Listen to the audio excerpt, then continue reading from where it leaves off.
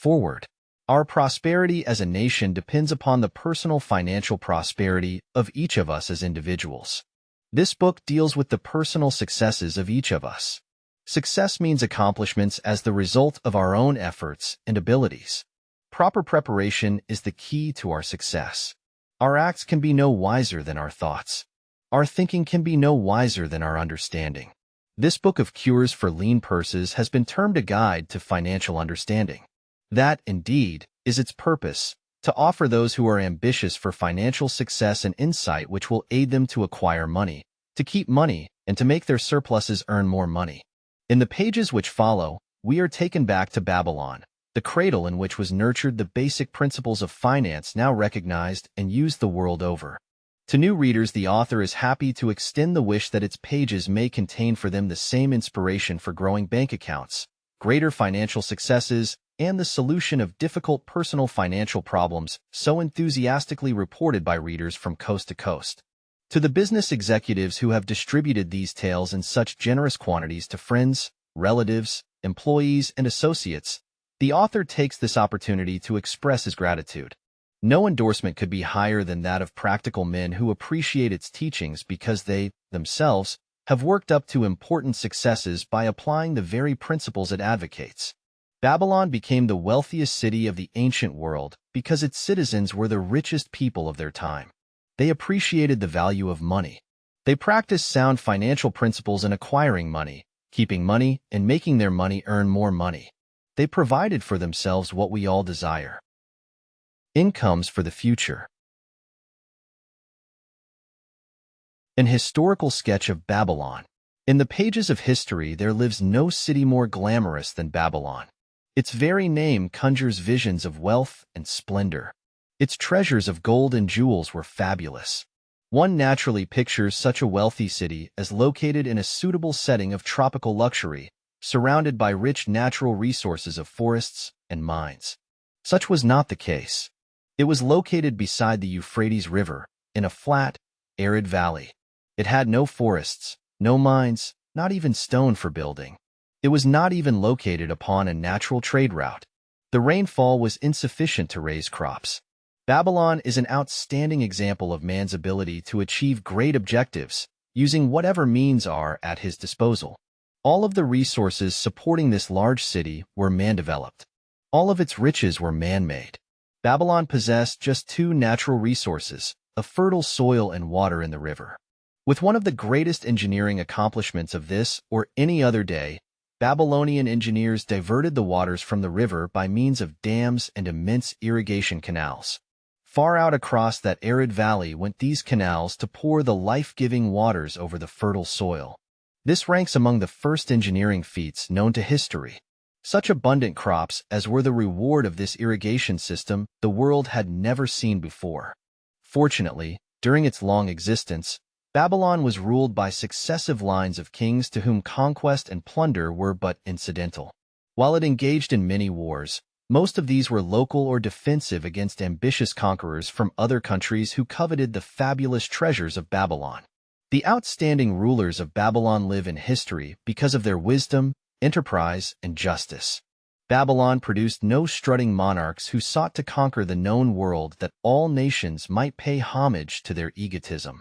As a city, Babylon exists no more. When those energizing human forces that built and maintained the city for thousands of years were withdrawn, it soon became a deserted ruin. The site of the city is in Asia, about 600 miles east of the Suez Canal, just north of the Persian Gulf. The latitude is about 30 degrees above the equator, practically the same as that of Yuma, Arizona. It possessed a climate similar to that of this American city, hot and dry. Today, this valley of the Euphrates, once a populous irrigated farming district, is again a windswept arid waste. Scant grass and desert shrubs strive for existence against the wind-blown sands. Gone are the fertile fields, the mammoth cities, and the long caravans of rich merchandise.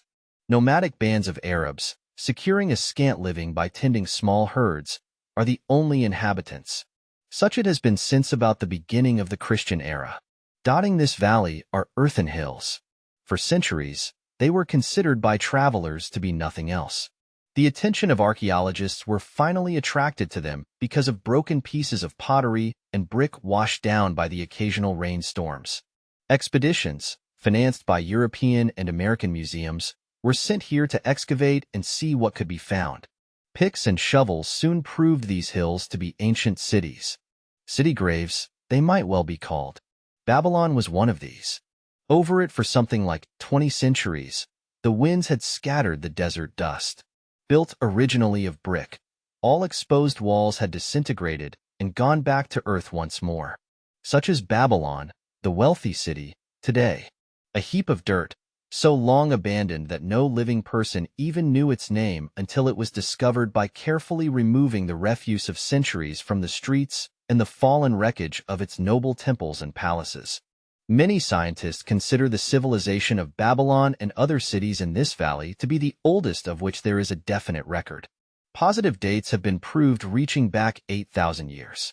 An interesting fact in this connection is the means used to determine these dates.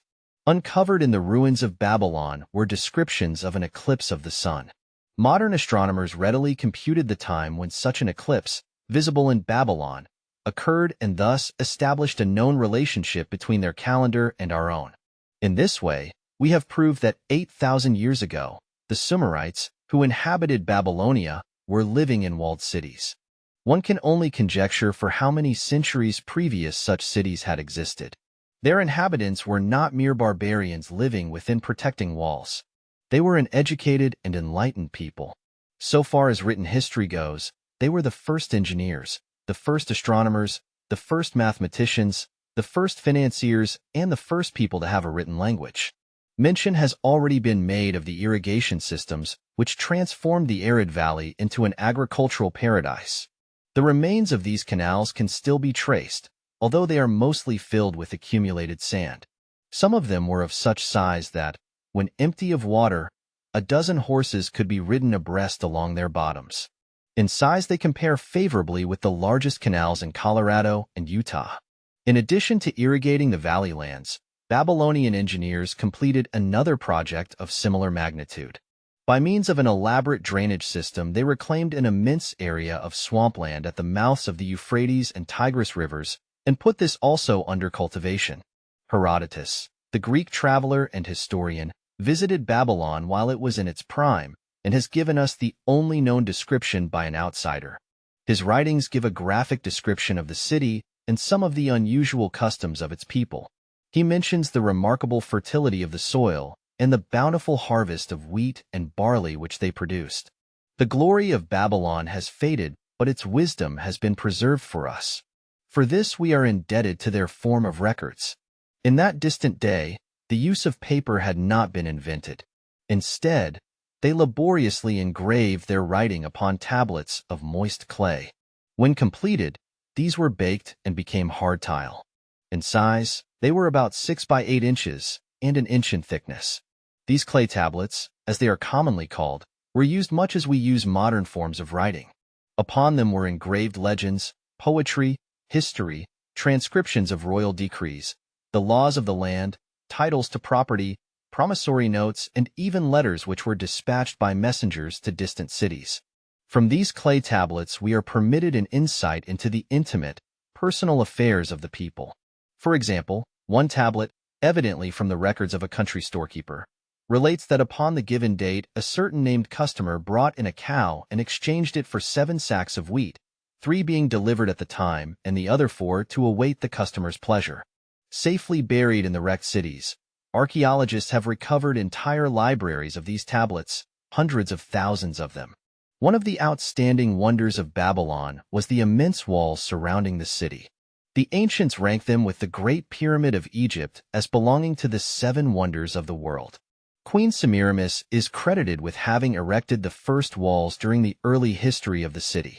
Modern excavators have been unable to find any trace of the original walls, nor is their exact height known.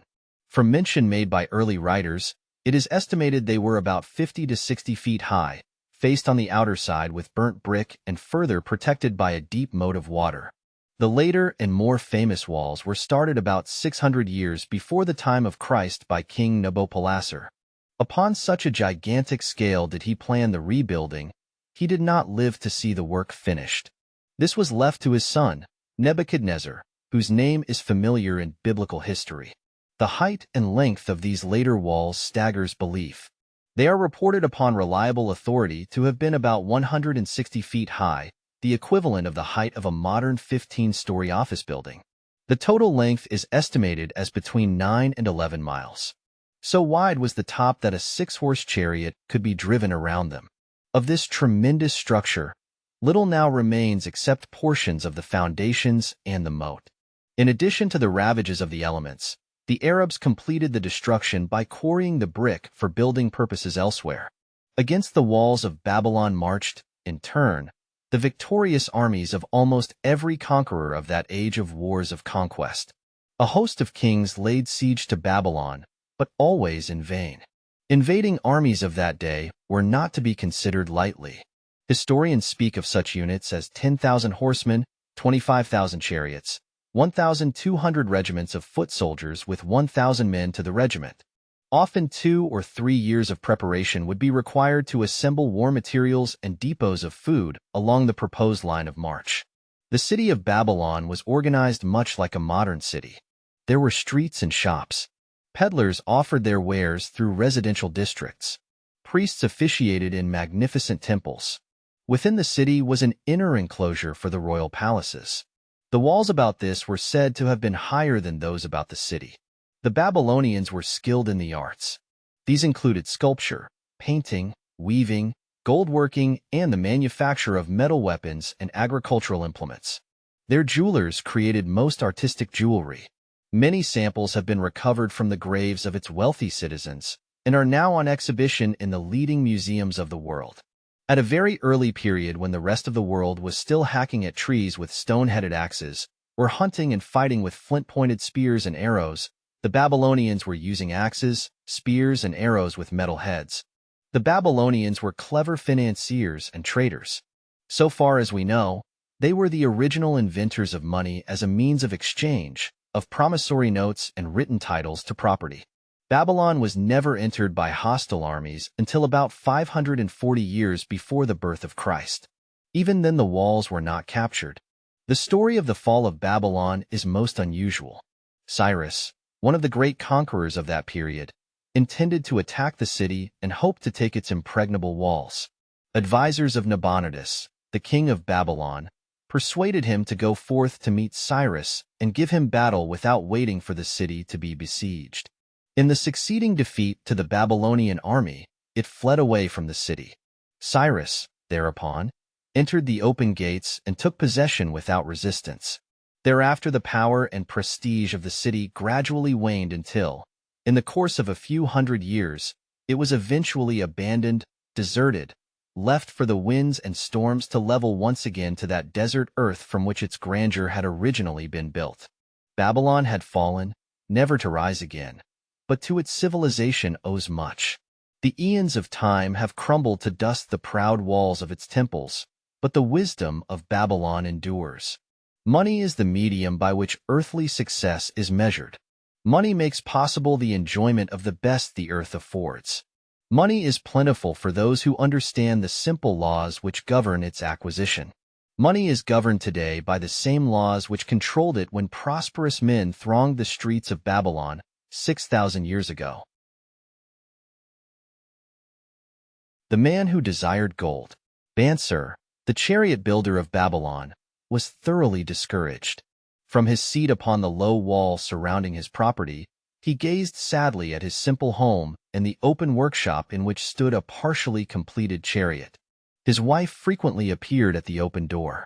Her furtive glances in his direction reminded him that the meal bag was almost empty and he should be at work finishing the chariot, hammering and hewing, polishing and painting, stretching taut the leather over the wheel rims, preparing it for delivery so he could collect from his wealthy customer. Nevertheless, his fat, muscular body sat stolidly upon the wall. His slow mind was struggling patiently with a problem for which he could find no answer. The hot, tropical sun, so typical of this valley of the Euphrates, beat down upon him mercilessly. Beads of perspiration formed upon his brow and trickled down unnoticed to lose themselves in hairy jungle on his chest. Beyond his home towered the high terraced wall surrounding the king's palace. Nearby, cleaving the blue heavens, was the painted tower of the Temple of Bel. In the shadow of such grandeur was his simple home and many others far less neat and well cared for. Babylon was like this, a mixture of grandeur and squalor, of dazzling wealth and direst poverty, crowded together without plan or system within the protecting walls of the city. Behind him, had he cared to turn and look, the noisy chariots of the rich jostled and crowded aside the sandaled tradesmen as well as the barefooted beggars. Even the rich were forced to turn into the gutters to clear the way for the long lines of slave water carriers on the king's business, each bearing a heavy goatskin of water to be poured upon the hanging gardens. Banser was too engrossed in his own problem to hear or heed the confused hubbub of the busy city. It was the unexpected twanging of the strings from a familiar lyre that aroused him from his reverie. He turned and looked into the sensitive, smiling face of his best friend, Kabi, the musician. "May the gods bless thee with great liberality, my good friend," began Kabi with an elaborate salute. "Yet, it does appear they have already been so generous thou needest not to labor. I rejoice with thee in thy good fortune. More, I would even share it with thee. Pray, from thy purse which must be bulging else thou wouldst be busy in your shop, extract but 2 humble shekels, and lend them to me until after the nobleman's feast this night. Thou wilt not miss them ere they are returned." "If I did have 2 shekels," Banser responded gloomily, "to no one could I lend them, not even to you, my best of friends, for they would be my fortune, my entire fortune. No one lends his entire fortune, not even to his best friend." "What?" exclaimed Kabi with genuine surprise. "Thou hast not 1 shekel in thy purse, yet sit like a statue upon a wall. Why not complete that chariot? How else canst thou provide for thy noble appetite? 'Tis not like thee, my friend. Where is thy endless energy? Doth something distress thee? Have the gods brought to thee troubles?" "A torment from the gods it must be," Banser agreed. "It began with a dream, a senseless dream, in which I thought I was a man of means. From my belt hung a handsome purse, heavy with coins. There were shekels which I cast with careless freedom to the beggars. There were pieces of silver with which I did buy finery for my wife and whatever I did desire for myself. There were pieces of gold which made me feel assured of the future and unafraid to spend the silver. A glorious feeling of contentment was within me. You would not have known me for thy hard-working friend, nor wouldst have known my wife. So free from wrinkles was her face and shining with happiness. She was again the smiling maiden of our early married days." "A pleasant dream, indeed," commented Kabi. "But why should such pleasant feelings as it aroused turn thee into a glum statue upon the wall?" "Why, indeed? Because when I awoke and remembered how empty was my purse, a feeling of rebellion swept over me. Let us talk it over together, for, as the sailors do say, we ride in the same boat, we two. As youngsters, we went together to the priests to learn wisdom. As young men, we shared each other's pleasures. As grown men, we have always been close friends. We have been contented subjects of our kind. We have been satisfied to work long hours and spend our earnings freely. We have earned much coin in the years that have passed. Yet to know the joys that come from wealth, we must dream about them. Bah! Are we more than dumb sheep? We live in the richest city in all the world. The travelers do say none equals it in wealth. About us is much display of wealth, but of it we ourselves have naught.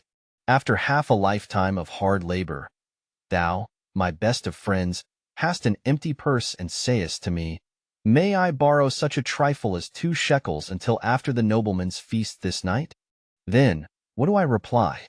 Do I say, 'Here is my purse, its contents will I gladly share'? No, I admit that my purse is as empty as thine. What is the matter? Why cannot we acquire silver and gold, more than enough for food and robes? Consider, also, our sons," Banser continued. "Are they not following in the footsteps of their fathers? Need they and their families and their sons' families live all their lives in the midst of such treasurers of gold, and yet, like us, be content to banquet upon sour goat's milk and porridge? Never, in all the years of our friendship, didst thou talk like this before, Banser. Kabi was puzzled. Never in all those years did I think like this before. From early dawn until darkness stopped me, I have labored to build the finest chariots any man could make, soft-heartedly hoping some day the gods would recognize my worthy deeds and bestow upon me great prosperity. This they have never done. At last, I realize this they will never do. Therefore, my heart is sad. I wish to be a man of means. I wish to own lands and cattle, to have fine robes and coins in my purse. I am willing to work for these things with all the strength in my back, with all the skill in my hands, with all the cunning in my mind. But I wish my labors to be fairly rewarded. What is the matter with us? Again I ask you, why cannot we have our just share of the good things so plentiful for those who have the gold with which to buy them? Would I knew an answer. Kabi replied, No better than thou am I satisfied. My earnings from my lyre are quickly gone. Often must I plan and scheme that my family be not hungry. Also, within my breast is a deep longing for a lyre large enough that it may truly sing the strains of music that do surge through my mind. With such an instrument could I make music finer than even the king has heard before. Such a lyre thou shouldst have. No man in all Babylon could make it sing more sweetly, could make it sing so sweetly. Not only the king but the gods themselves would be delighted. But how mayest thou secure it while we both of us are as poor as the king's slaves? Listen to the bell. Here they come. He pointed to the long column of half-naked, sweating water-bearers plodding laboriously up the narrow street from the river. 5 abreast they marched, each bent under a heavy goatskin of water. A fine figure of a man, he who doth lead them.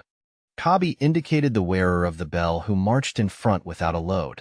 A prominent man in his own country, 'tis easy to see. There are many good figures in the line, Banser agreed, as good men as we.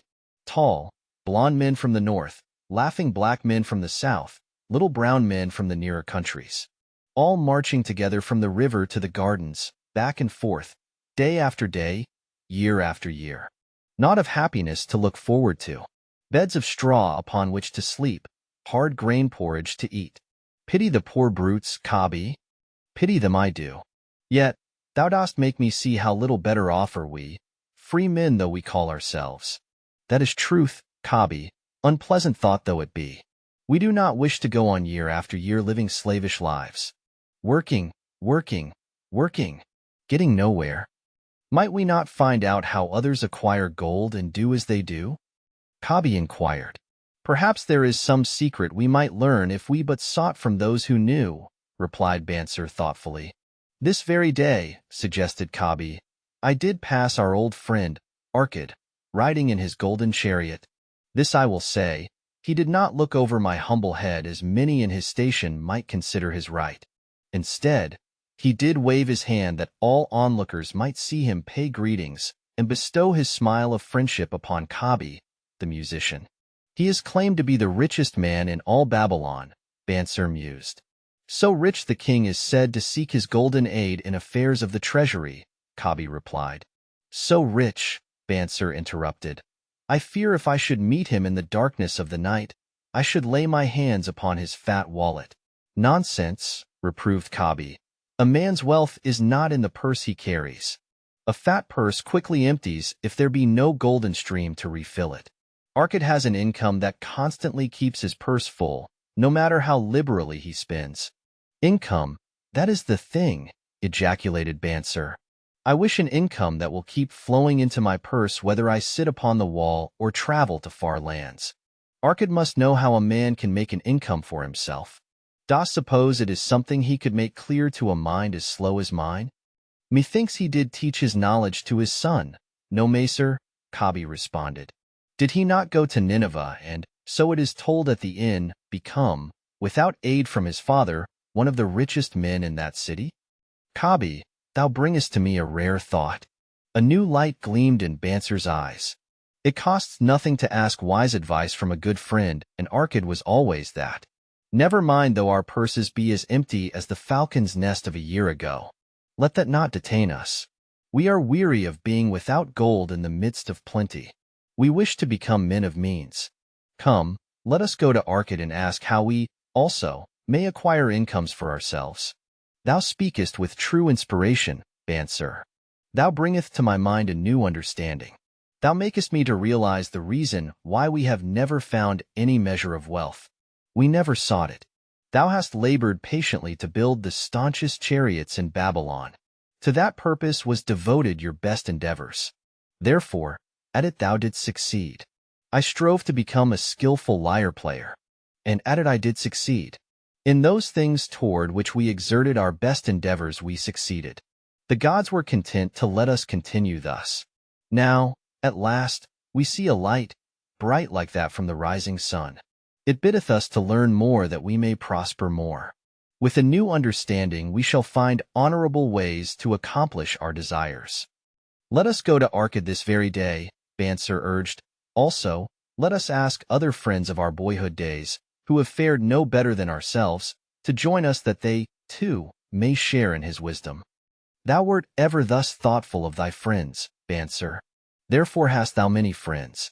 It shall be as thou sayest. We go this day and take them with us. The Richest Man in Babylon. In old Babylon there once lived a certain, very rich man named Arcad. Far and wide he was famed for his great wealth. Also was he famed for his liberality. He was generous in his charities. He was generous with his family. He was liberal in his own expenses. But nevertheless, each year his wealth increased more rapidly than he spent it. And there were certain friends of younger days who came to him and said, You, Arcad, are more fortunate than we. You have become the richest man in all Babylon while we struggle for existence.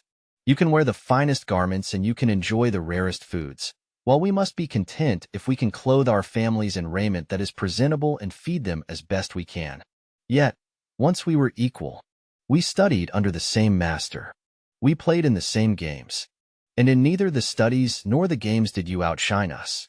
And in the years since, you have been no more an honorable citizen than we. Nor have you worked harder or more faithfully, insofar as we can judge. Why, then, should a fickle fate single you out to enjoy all the good things of life and ignore us who are equally deserving? Thereupon Arcad remonstrated with them, saying, If you have not acquired more than a bare existence in the years since we were youths, it is because you either have failed to learn the laws that govern the building of wealth, or else you do not observe them. Fickle fate is a vicious goddess who brings no permanent good to anyone. On the contrary, she brings ruin to almost every man upon whom she showers unearned gold. She makes wanton spenders, who soon dissipate all they receive and are left beset by overwhelming appetites and desires they have not the ability to gratify. Yet others whom she favors become misers and hoard their wealth, fearing to spend what they have, knowing they do not possess the ability to replace it. They further are beset by fear of robbers and doom themselves to lives of emptiness and secret misery. Others there probably are, who can take unearned gold and add to it and continue to be happy and contented citizens. But so few are they, I know of them but by hearsay. Think you of the men who have inherited sudden wealth, and see if these things are not so. His friends admitted that of the men they knew who had inherited wealth these words were true, and they besought him to explain to them how he had become possessed of so much prosperity. So he continued, In my youth I looked about me and saw all the good things there were to bring happiness and contentment. And I realized that wealth increased the potency of all these. Wealth is a power. With wealth many things are possible. One may ornament the home with the richest of furnishings. One may sail the distant seas. One may feast on the delicacies of far lands. One may buy the ornaments of the gold worker and the stone polisher. One may even build mighty temples for the gods. One may do all these things and many others in which there is delight for the senses and gratification for the soul. And, when I realized all this, I decided to myself that I would claim my share of the good things of life. I would not be one of those who stand afar off, enviously watching others enjoy. I would not be content to clothe myself in the cheapest raiment that looked respectable. I would not be satisfied with the lot of a poor man. On the contrary, I would make myself a guest at this banquet of good things. Being, as you know, the son of a humble merchant, one of a large family with no hope of an inheritance, and not being endowed, as you have so frankly said, with superior powers or wisdom, I decided that if I was to achieve what I desired, time and study would be required. As for time, all men have it in abundance. You, each of you, have let slip by sufficient time to have made yourselves wealthy. Yet, you admit, you have nothing to show except your good families, of which you can be justly proud. As for study, did not our wise teacher teach us that learning was of two kinds, the one kind being the things we learned and knew, and the other being the training that taught us how to find out what we did not know? Therefore did I decide to find out how one might accumulate wealth, and when I had found out, to make this my task and do it well. For, is it not wise that we should enjoy while we dwell in the brightness of the sunshine? For sorrows enough shall descend upon us when we depart for the darkness of the world of spirit. I found employment as a scribe in the hall of records, and long hours each day I labored upon the clay tablets. Week after week, and month after month, I labored, yet for my earnings I had naught to show. Food and clothing and penance to the gods, and other things of which I could remember not what, absorbed all my earnings. But my determination did not leave me. And one day Algamish, the money-lender, came to the house of the city master and ordered a copy of the 9th law, and he said to me, I must have this in 2 days, and if the task is done by that time, 2 coppers will I give to thee. So I labored hard, but the law was long, and when Algamish returned the task was unfinished. He was angry, and had I been his slave, he would have beaten me. But knowing the city master would not permit him to injure me, I was unafraid. So I said to him, Algamish, you are a very rich man. Tell me how I may also become rich, and all night I will carve upon the clay, and when the sun rises it shall be completed. He smiled at me and replied, You are a forward knave, but we will call it a bargain. All that night I carved, though my back pained and the smell of the wick made my head ache until my eyes could hardly see. But when he returned at sunup, the tablets were complete. Now, I said, tell me what you promised. You have fulfilled your part of our bargain, my son, he said to me kindly, and I am ready to fulfill mine. I will tell you these things you wish to know because I am becoming an old man, and an old tongue loves to wag. And when youth comes to age for advice, he receives the wisdom of years. But too often does youth think that age knows only the wisdom of days that are gone, and therefore profits not. But remember this, the sun that shines today is the sun that shone when thy father was born, and will still be shining when thy last grandchild shall pass into the darkness. The thoughts of youth, he continued, are bright lights that shine forth like the meteors that oft make brilliant the sky. But the wisdom of age is like the fixed stars that shine so unchanged that the sailor may depend upon them to steer his course. Mark you well my words, for if you do not you will fail to grasp the truth that I will tell you, and you will think that your night's work has been in vain. Then he looked at me shrewdly from under his shaggy brows and said in a low, forceful tone, I found the road to wealth when I decided that a part of all I earned was mine to keep. And so will you. Then he continued to look at me with a glance that I could feel pierce me, but said no more. Is that all?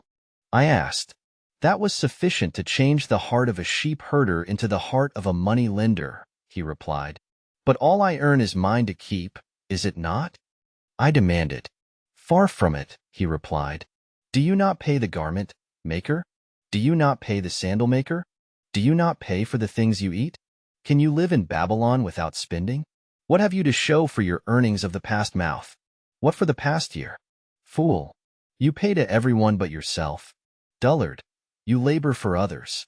As well be a slave and work for what your master gives you to eat and wear. If you did keep for yourself 1/10 of all you earn, how much would you have in 10 years? My knowledge of the numbers did not forsake me, and I answered, as much as I earn in 1 year. You speak but half the truth, he retorted. Every gold piece you save is a slave to work for you. Every copper it earns is its child that also can earn for you. If you would become wealthy, then what you save must earn, and its children must earn, that all may help to give to you the abundance you crave. You think I cheat you for your long night's work, he continued, but I am paying you 1,000 times over if you have the intelligence to grasp the truth I offer you. A part of all you earn is yours to keep. It should be not less than 1/10 no matter how little you earn. It can be as much more as you can afford. Pay yourself first. Do not buy from the clothes maker and the sandal maker more than you can pay out of the rest, and still have enough for food and charity and penance to the gods. Wealth, like a tree, grows from a tiny seed. The first copper you save is the seed from which your tree of wealth shall grow. The sooner you plant that seed, the sooner shall the tree grow. And the more faithfully you nourish and water that tree with consistent savings, the sooner may you bask in contentment beneath its shade. So saying, he took his tablets and went away. I thought much about what he had said to me, and it seemed reasonable. So I decided that I would try it. Each time I was paid, I took one from each 10 pieces of copper and hid it away. And strange as it may seem, I was no shorter of funds than before. I noticed little difference as I managed to get along without it. But often I was tempted, as my hoard began to grow, to spend it for some of the good things the merchants displayed, brought by camels and ships from the land of the Phoenicians. But I wisely refrained. A 12th month after Algamish had gone, he again returned and said to me, "Son, have you paid to yourself not less than 1/10 of all you have earned for the past year?"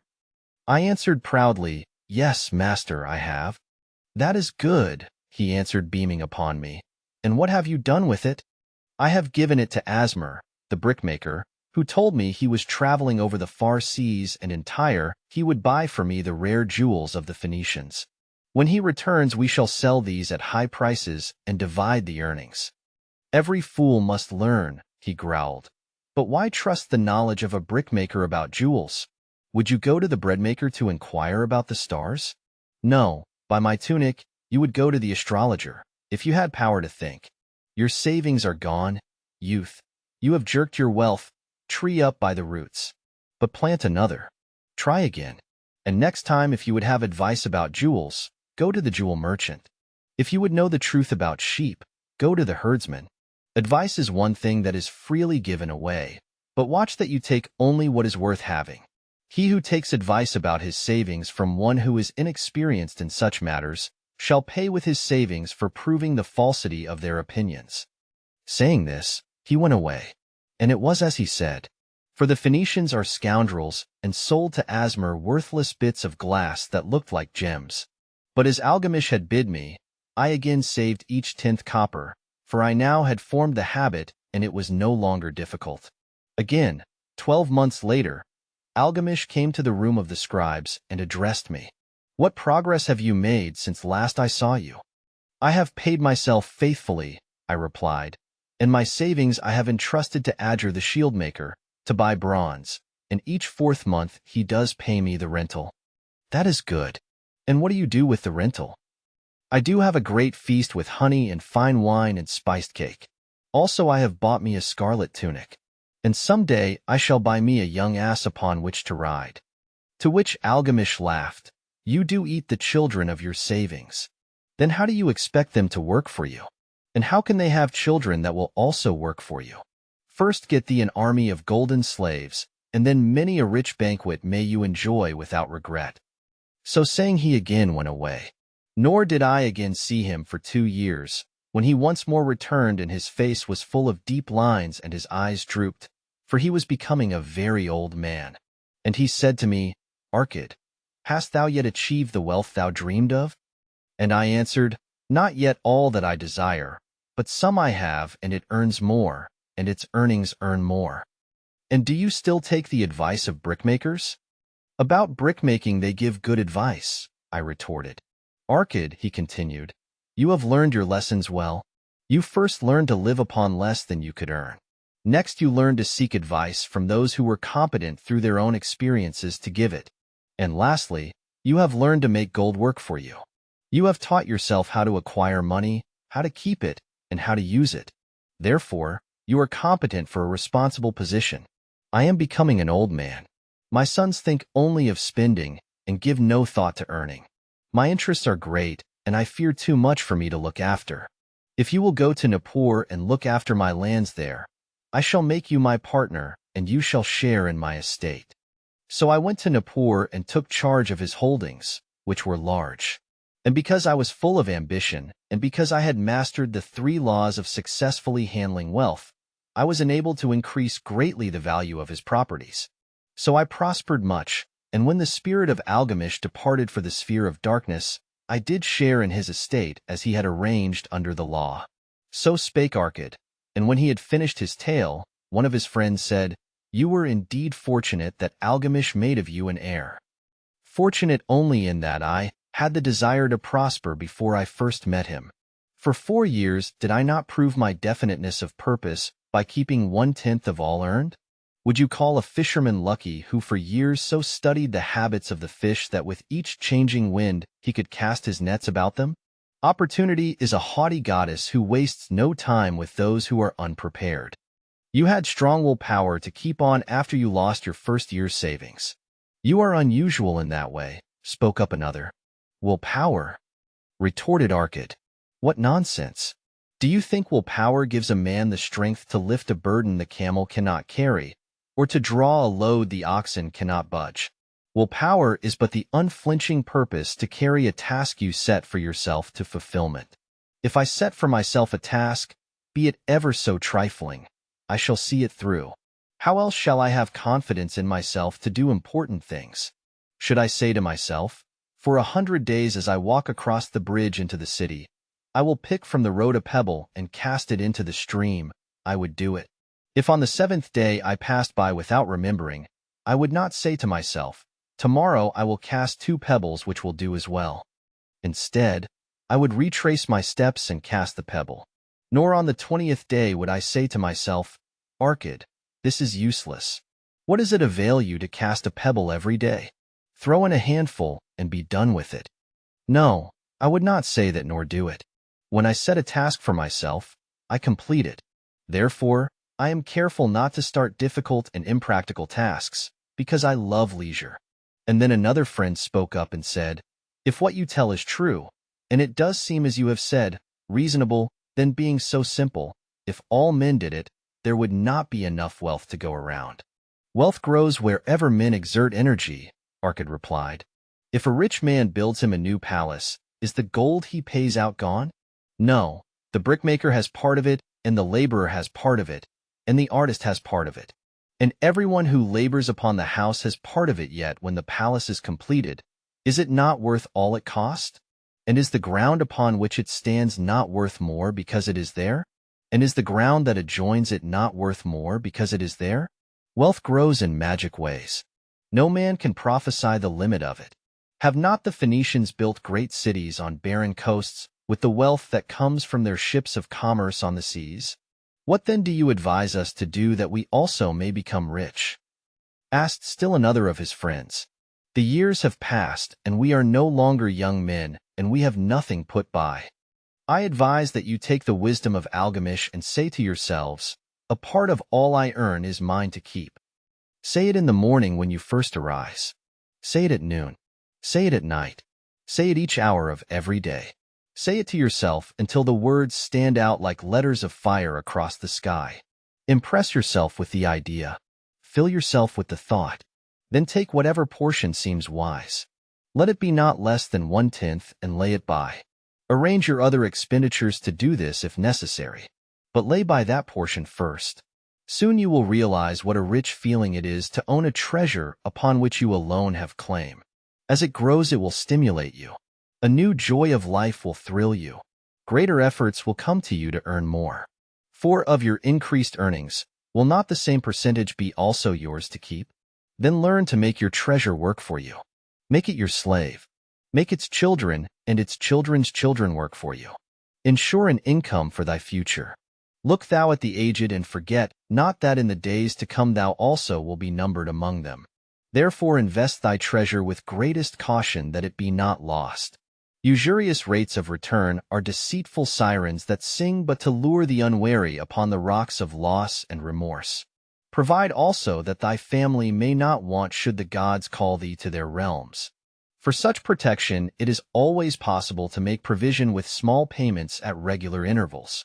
Therefore the provident man delays not in expectation of a large sum becoming available for such a wise purpose. Counsel with wise men. Seek the advice of men whose daily work is handling money. Let them save you from such an error as I myself made in entrusting my money to the judgment of Asmur, the brickmaker. A small return and a safe one is far more desirable than risk. Enjoy life while you are here. Do not overstrain or try to save too much. If 1/10 of all you earn is as much as you can comfortably keep, be content to keep this portion. Live otherwise according to your income, and let not yourself get niggardly and afraid to spend. Life is good and life is rich with things worthwhile and things to enjoy. His friends thanked him and went away. Some were silent because they had no imagination and could not understand. Some were sarcastic because they thought that one so rich should divide with old friends not so fortunate. But some had in their eyes a new light.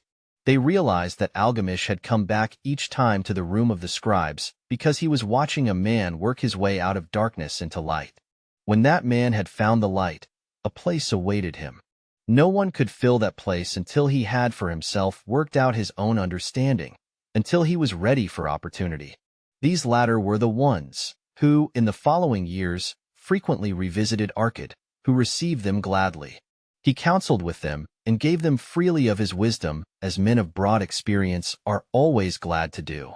And he assisted them in so investing their savings that it would bring in a good interest with safety and would neither be lost nor entangled in investments that paid no dividends. The turning point in these men's lives came upon that day when they realized the truth that had come from Algamish to Arcad and from Arcad to them. A part of all you earn is yours to keep. 7 Cures for a Lean Purse. The glory of Babylon endures. Down through the ages its reputation comes to us as the richest of cities, its treasures as fabulous. Yet it was not always so. The riches of Babylon were the results of the wisdom of its people. They first had to learn how to become wealthy. When the good king, Sargon, returned to Babylon after defeating his enemies, the Elamites, he was confronted with a serious situation. The royal chancellor explained it to the king thus: "After many years of great prosperity brought to our people because your majesty built the great irrigation canals and the mighty temples of the gods, now that these works are completed, the people seem unable to support themselves. The laborers are without employment. The merchants have few customers. The farmers are unable to sell their produce. The people have not enough gold to buy food. But where has all the gold gone that we spent for these great improvements?" demanded the king. "It has found its way, I fear," responded the chancellor, "into the possession of a few very rich men of our city. It filtered through the fingers of most our people as quickly as the goat's milk goes through the strainer. Now that the stream of gold has ceased to flow, most of our people have nothing for their earnings." The king was thoughtful for some time. Then he asked, "Why should so few men be able to acquire all the gold?" "Because they know how," replied the chancellor. "One may not condemn a man for succeeding because he knows how. Neither may one with justice take away from a man what he has fairly earned, to give to men of less ability." "But why," demanded the king, "should not all the people learn how to accumulate gold and therefore become themselves rich and prosperous?" "Quite possible, Your Excellency. But who can teach them? Certainly not the priests, because they know naught of money-making." "Who knows best in all our city how to become wealthy, Chancellor?" asked the king. "Thy question answers itself, Your Majesty. Who has amassed the greatest wealth in Babylon?" "Well said, my able Chancellor. It is Arcad. He is richest man in Babylon. Bring him before me on the morrow." Upon the following day, as the king had decreed, Arcad appeared before him, straight and sprightly despite his 60 years and 10. "Arcad," spoke the king, "is it true thou art the richest man in Babylon?" "So it is reported, Your Majesty, and no man disputes it." "How becamest thou so wealthy?" "By taking advantage of opportunities available to all citizens of our good city." "Thou hadst nothing to start with?" "Only a great desire for wealth. Besides this, nothing." "Arcad," continued the king, "our city is in a very unhappy state because a few men know how to acquire wealth and therefore monopolize it, while the mass of our citizens lack the knowledge of how to keep any part of the gold they receive. It is my desire that Babylon be the wealthiest city in the world. Therefore, it must be a city of many wealthy men. Therefore, we must teach all the people how to acquire riches. Tell me, Arcad, is there any secret to acquiring wealth? Can it be taught?" It is practical, your majesty. That which one man knows can be taught to others. The king's eyes glowed. Arkad, thou speakest the words I wish to hear. Wilt thou lend thyself to this great cause? Wilt thou teach thy knowledge to a school for teachers, each of whom shall teach others until there are enough trained to teach these truths to every worthy subject in my domain? Arkad bowed and said, I am thy humble servant to command. Whatever knowledge I possess will I gladly give for the betterment of my fellow men and the glory of my king. Let your good chancellor arrange for me a class of 100 men, and I will teach to them those 7 cures which did fatten my purse, than which there was none leaner in all Babylon. A fortnight later, in compliance with the king's command, the chosen 100 assembled in the great hall of the Temple of Learning, seated upon colorful rings in a semicircle. Arkad sat beside a small taboret upon which smoked a sacred lamp, sending forth a strange and pleasing odor. Behold the richest man in Babylon, whispered a student, nudging his neighbor as Arkad arose. He is but a man even as the rest of us. As a dutiful subject of our great king, Arkad began, I stand before you in his service. Because once I was a poor youth who did greatly desire gold, and because I found knowledge that enabled me to acquire it, he asks that I impart unto you my knowledge. I started my fortune in the humblest way. I had no advantage not enjoyed as fully by you and every citizen in Babylon. The first storehouse of my treasure was a well purse. I loathed its useless emptiness. I desired it be round and full, clinking with the sound of gold. Therefore, I sought every remedy for a lean purse. I found 7. To you, who are assembled before me, shall I explain the 7 cures for a lean purse which I do recommend to all men who desire much gold. Each day for 7 days will I explain to you one of the 7 remedies. Listen attentively to the knowledge that I will impart. Debate it with me. Discuss it among yourselves. Learn these lessons thoroughly, that ye may also plant in your own purse the seed of wealth. First must each of you start wisely to build a fortune of his own. Then wilt thou be competent, and only then, to teach these truths to others. I shall teach to you in simple ways how to fatten your purses. This is the first step leading to the temple of wealth, and no man may climb who cannot plant his feet firmly upon the first step. We shall now consider the first cure. The first cure. Start thy purse to fattening. Arkad addressed a thoughtful man in the second row. My good friend, at what craft workest thou? I, replied the man, am a scribe and carve records upon the clay tablets. Even at such labor did I myself earn my first coppers. Therefore, thou hast the same opportunity to build a fortune. He spoke to a florid-faced man, farther back. Pray tell also what dost thou to earn thy bread? I, responded this man, am a meat butcher. I do buy the goats the farmers raise and kill them, and sell the meat to the housewives, and the hides to the sandal makers. Because thou dost also labor and earn, thou hast every advantage to succeed that I did possess. In this way did Arkad proceed to find out how each man labored to earn his living. When he had done questioning them, he said, Now, my students, ye can see that there are many trades and labors at which men may earn coins. Each of the ways of earning is a stream of gold from which the worker doth divert by his labors a portion to his own purse. Therefore into the purse of each of you flows a stream of coins large or small according to his ability. Is it not so? Thereupon they agreed that it was so. Then, continued Arkad, if each of you desireth to build for himself a fortune, is it not wise to start by utilizing that source of wealth which he already has established? To this they agreed. Then Arkad turned to a humble man who had declared himself an egg merchant.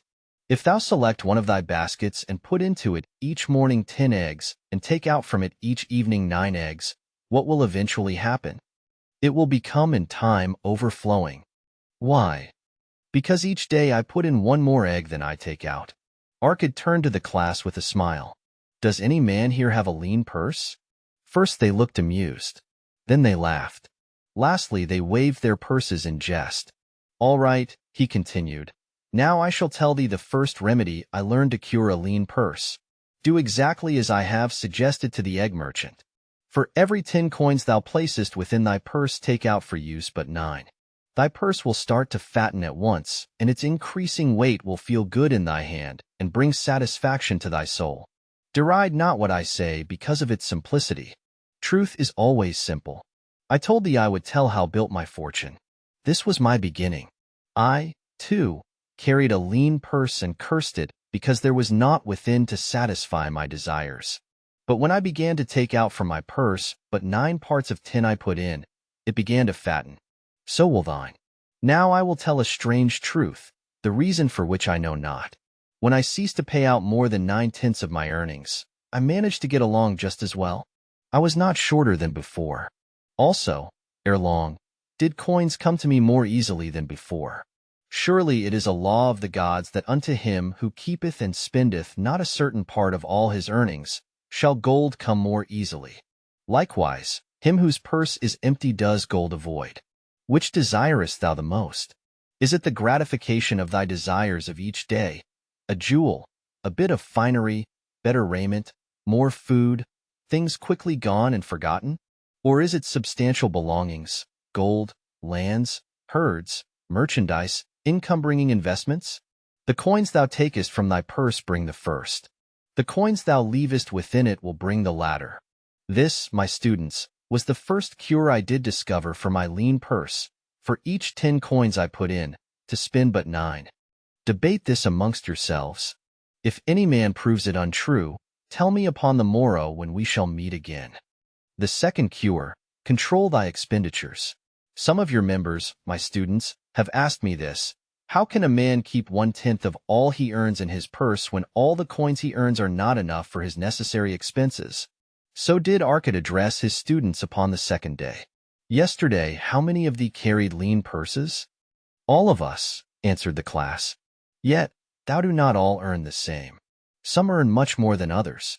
Some have much larger families to support. Yet, all purses were equally lean. Now I will tell thee an unusual truth about men and sons of men. It is this, that what each of us calls our necessary expenses will always grow to equal our incomes unless we protest to the contrary. Confuse not the necessary expenses with thy desires. Each of you, together with your good families, have more desires than your earnings can gratify. Therefore are thy earnings spent to gratify these desires insofar as they will go. Still thou retainest many ungratified desires. All men are burdened with more desires than they can gratify. Because of my wealth thinkest thou I may gratify every desire? 'Tis a false idea. There are limits to my time. There are limits to my strength. There are limits to the distance I may travel. There are limits to what I may eat. There are limits to the zest with which I may enjoy. I say to you that just as weeds grow in a field wherever the farmer leaves space for their roots, even so freely do desires grow in men whenever there is a possibility of their being gratified.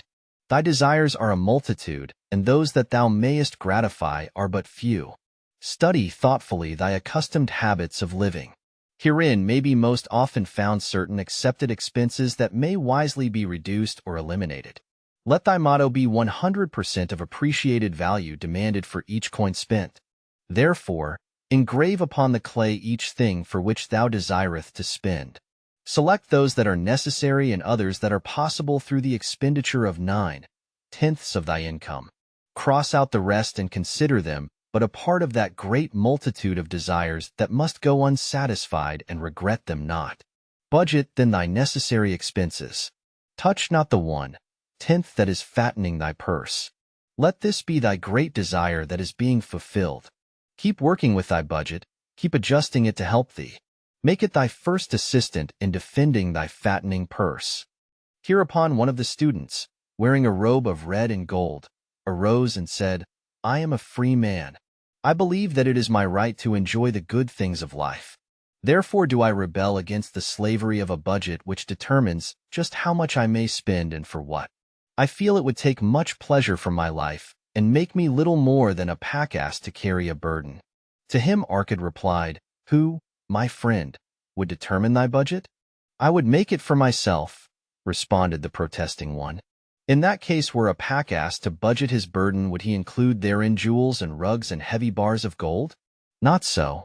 He would include hay and grain and a bag of water for the desert trail. The purpose of a budget is to help thy purse to fatten. It is to assist thee to have thy necessities and, insofar as attainable, thy other desires. It is to enable thee to realize thy most cherished desires by defending them from thy casual wishes.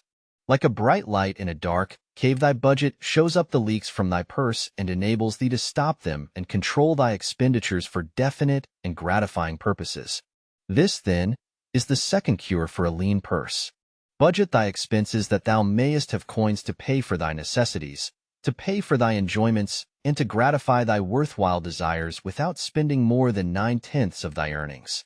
The third cure, make thy gold multiply. Behold, thy lean purse is fattening. Thou hast disciplined thyself to leave therein 1/10 of all thou earnest.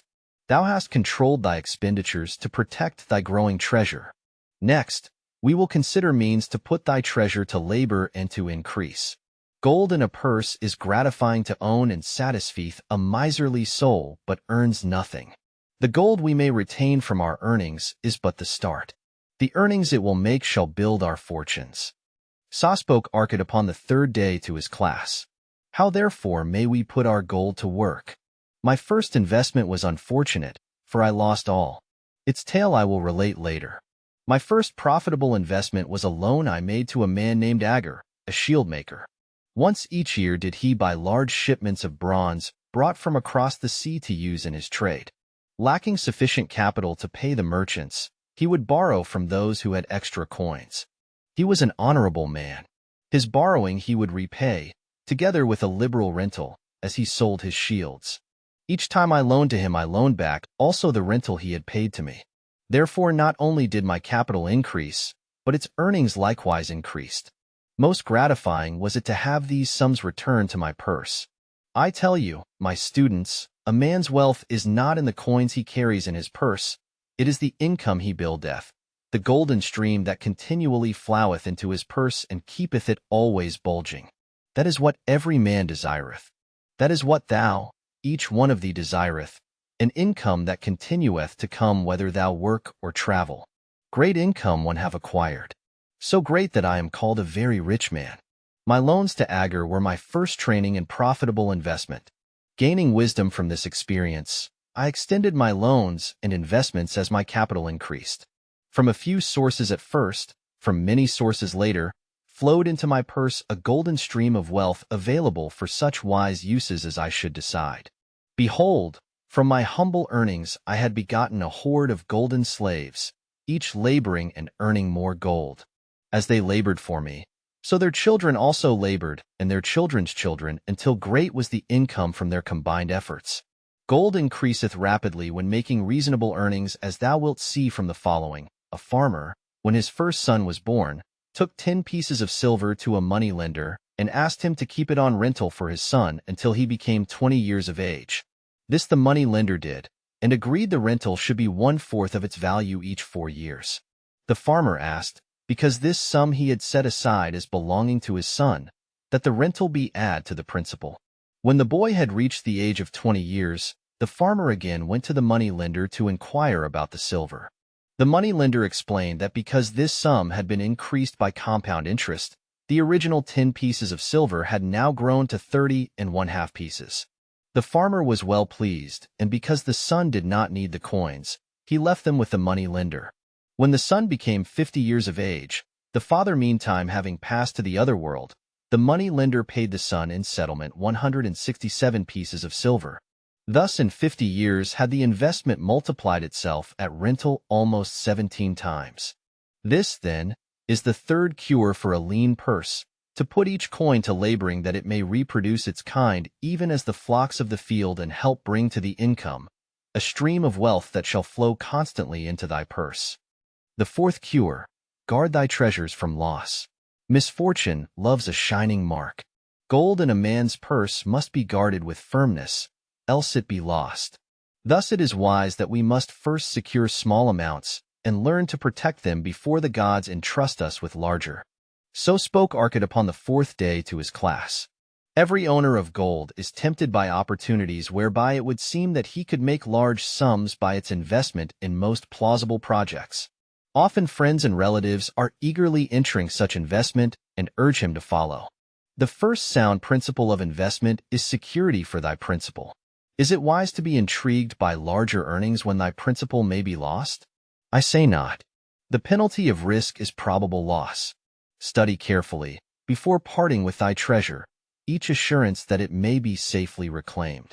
Be not misled by thine own romantic desires to make wealth rapidly. Before thou loan it to any man, assure thyself of his ability to repay and his reputation for doing so, that thou mayest not unwittingly be making him a present of thy hard-earned treasure. Before thou entrust it as an investment in any field, acquaint thyself with the dangers which may beset it. My own first investment was a tragedy to me at the time. The guarded savings of a year I did entrust to a brickmaker, named Asmer, who was traveling over the far seas, and entire agreed to buy for me the rare jewels of the Phoenicians. These we would sell upon his return and divide the profits. The Phoenicians were scoundrels and sold him bits of glass. My treasure was lost. Today, my training would show to me at once the folly of entrusting a brickmaker to buy jewels. Therefore, do I advise thee from the wisdom of my experiences, be not too confident of thine own wisdom in entrusting thy treasures to the possible pitfalls of investments. Better by far to consult the wisdom of those experienced in handling money for profit. Such advice is freely given for the asking, and may readily possess a value equal in gold to the sum thou considerest investing. In truth, such is its actual value if it save thee from loss. This, then, is the fourth cure for a lean purse, and of great importance if it prevent thy purse from being emptied once it has become well filled. Guard thy treasure from loss by investing only where thy principal is safe, where it may be reclaimed if desirable, and where thou wilt not fail to collect a fair rental. Consult with wise men. Secure the advice of those experienced in the profitable handling of gold. Let their wisdom protect thy treasure from unsafe investments. The fifth cure: make of thy dwelling a profitable investment. If a man setteth aside 9 parts of his earnings upon which to live and enjoy life, and if any part of this 9 parts he can turn into a profitable investment without detriment to his well-being, then so much faster will his treasures grow. So spake Arcad to his class at their 5th lesson. All too many of our men of Babylon do raise their families in unseemly quarters. They do pay to exacting landlords liberal rentals for rooms where their wives have not a spot to raise the blooms that gladden a woman's heart, and their children have no place to play their games except in the unclean alleys. No man's family can fully enjoy life unless they do have a plot of ground wherein children can play in the clean earth, and where the wife may raise not only blossoms but good rich herbs to feed her family. To a man's heart it brings gladness to eat the figs from his own trees and the grapes of his own vines. To own his own domicile and to have it a place he is proud to care for, putteth confidence in his heart and greater effort behind all his endeavors. Therefore, do I recommend that every man own the roof that sheltereth him and his. Nor is it beyond the ability of any well-intentioned man to own his home. Hath not our great king so widely extended the walls of Babylon that within them much land is now unused and may be purchased at sums most reasonable? Also I say to you, my students, that the money lenders gladly consider the desires of men who seek homes and land for their families. Readily may thou borrow to pay the brickmaker and the builder for such commendable purposes, if thou can show a reasonable portion of the necessary sum which thou thyself hath provided for the purpose. Then when the house be built, thou canst pay the money lender with the same regularity as thou didst pay the landlord. Because each payment will reduce thy indebtedness to the money lender, a few years will satisfy his loan. Then will thy heart be glad because thou wilt own in thy own right a valuable property, and thy only cost will be the king's taxes.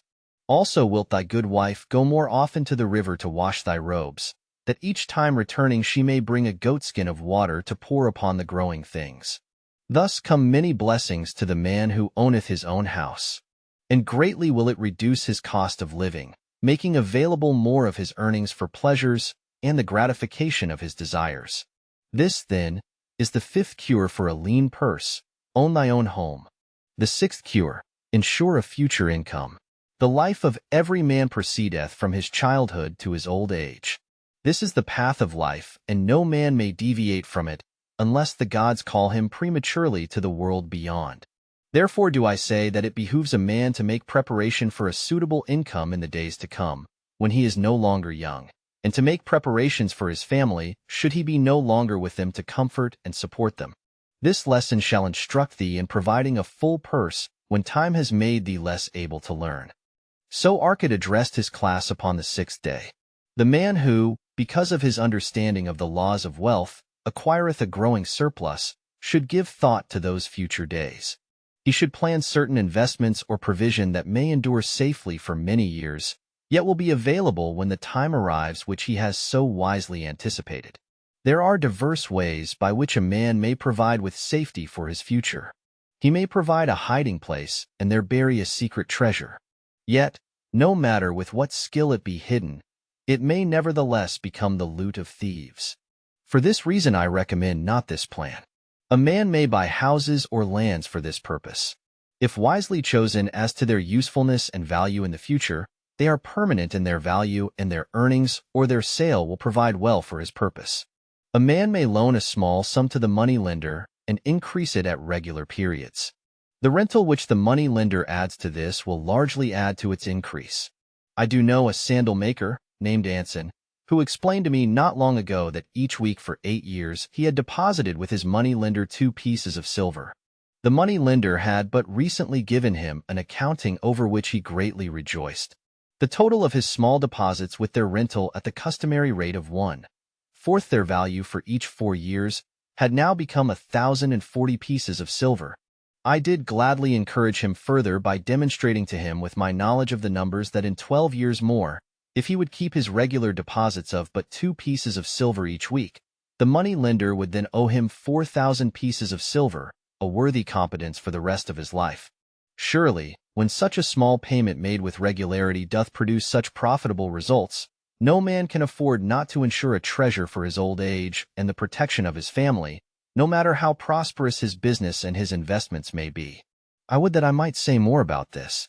In my mind rests a belief that some day wise-thinking men will devise a plan to insure against death, whereby many men pay in but a trifling sum regularly, the aggregate making a handsome sum for the family of each member who passeth to the beyond. This do I see as something desirable, and which I could highly recommend. But today it is not possible because it must reach beyond the life of any man or any partnership to operate. It must be as stable as the king's throne. Some day do I feel that such a plan shall come to pass and be a great blessing to many men, because even the first small payment will make available a snug fortune for the family of a member should he pass on. But because we live in our own day, and not in the days which are to come, must we take advantage of those means and ways of accomplishing our purposes. Therefore do I recommend to all men, that they, by wise and well-thought-out methods, do provide against a lean purse in their mature years. For a lean purse to a man no longer able to earn, or to a family without its head, is a sore tragedy. This, then, is the 6th cure for a lean purse. Provide in advance for the needs of thy growing age and the protection of thy family. The 7th cure, increase thy ability to earn. This day do I speak to thee, my students, of one of the most vital remedies for a lean purse. Yet, I will talk not of gold but of yourselves, of the men beneath the robes of many colors who do sit before me. I will talk to you of those things within the minds and lives of men which do work for or against their success. So did Arcad address his class upon the 7th day. Not long ago came to me a young man seeking to borrow. When I questioned him the cause of his necessity, he complained that his earnings were insufficient to pay his expenses. Thereupon I explained to him, this being the case, he was a poor customer for the money-lender, as he possessed no surplus earning capacity to repay the loan. What you need, young man, I told him, is to earn more coins. What dost thou to increase thy capacity to earn? All that I can do, he replied. 6 times within 2 moons have I approached my master to request my pay be increased, but without success. No man can go oftener than that. We may smile at his simplicity, yet he did possess one of the vital requirements to increase his earnings. Within him was a strong desire to earn more, a proper and commendable desire. Preceding accomplishment must be desire. Thy desires must be strong and definite. General desires are but weak longings. For a man to wish to be rich is of little purpose. For a man to desire 5 pieces of gold is a tangible desire which he can press to fulfillment. After he has backed his desire for 5 pieces of gold with strength of purpose to secure it, next he can find similar ways to obtain 10 pieces, and then 20 pieces and later 1,000 pieces, and behold, he has become wealthy. In learning to secure his one definite small desire, he hath trained himself to secure a larger one. This is the process by which wealth is accumulated, first in small sums, then in larger ones as a man learns and becomes more capable. Desires must be simple and definite. They defeat their own purpose should they be too many, too confusing, or beyond a man's training to accomplish. As a man perfecteth himself in his calling, even so doth his ability to earn increase. In those days when I was a humble scribe carving upon the clay for a few coppers each day, I observed that other workers did more than I and were paid more. Therefore, did I determine that I would be exceeded by none. Nor did it take long for me to discover the reason for their greater success. More interest in my work, more concentration upon my task, more persistence in my effort, and behold, few men could carve more tablets in a day than I. With reasonable promptness my increased skill was rewarded, nor was it necessary for me to go 6 times to my master to request recognition. The more of wisdom we know, the more we may earn. That man who seeks to learn more of his craft shall be richly rewarded. If he is an artisan, he may seek to learn the methods and the tools of those most skillful in the same line. If he laboreth at the law or at healing, he may consult and exchange knowledge with others of his calling. If he be a merchant, he may continually seek better goods that can be purchased at lower prices. Always do the affairs of man change and improve, because keen-minded men seek greater skill that they may better serve those upon whose patronage they depend. Therefore, I urge all men to be in the front rank of progress and not to stand still, lest they be left behind. Many things come to make a man's life rich with gainful experiences. Such things as the following: a man must do if he respect himself. He must pay his debts with all the promptness within his power, not purchasing that for which he is unable to pay. He must take care of his family that they may think and speak well of him. He must make a will of record that, in case the gods call him, proper and honorable division of his property be accomplished. He must have compassion upon those who are injured and smitten by misfortune, and aid them within reasonable limits. He must do deeds of thoughtfulness to those dear to him. Thus the 7th and last remedy for a lean purse is to cultivate thy own powers, to study and become wiser, to become more skillful, to so act as to respect thyself.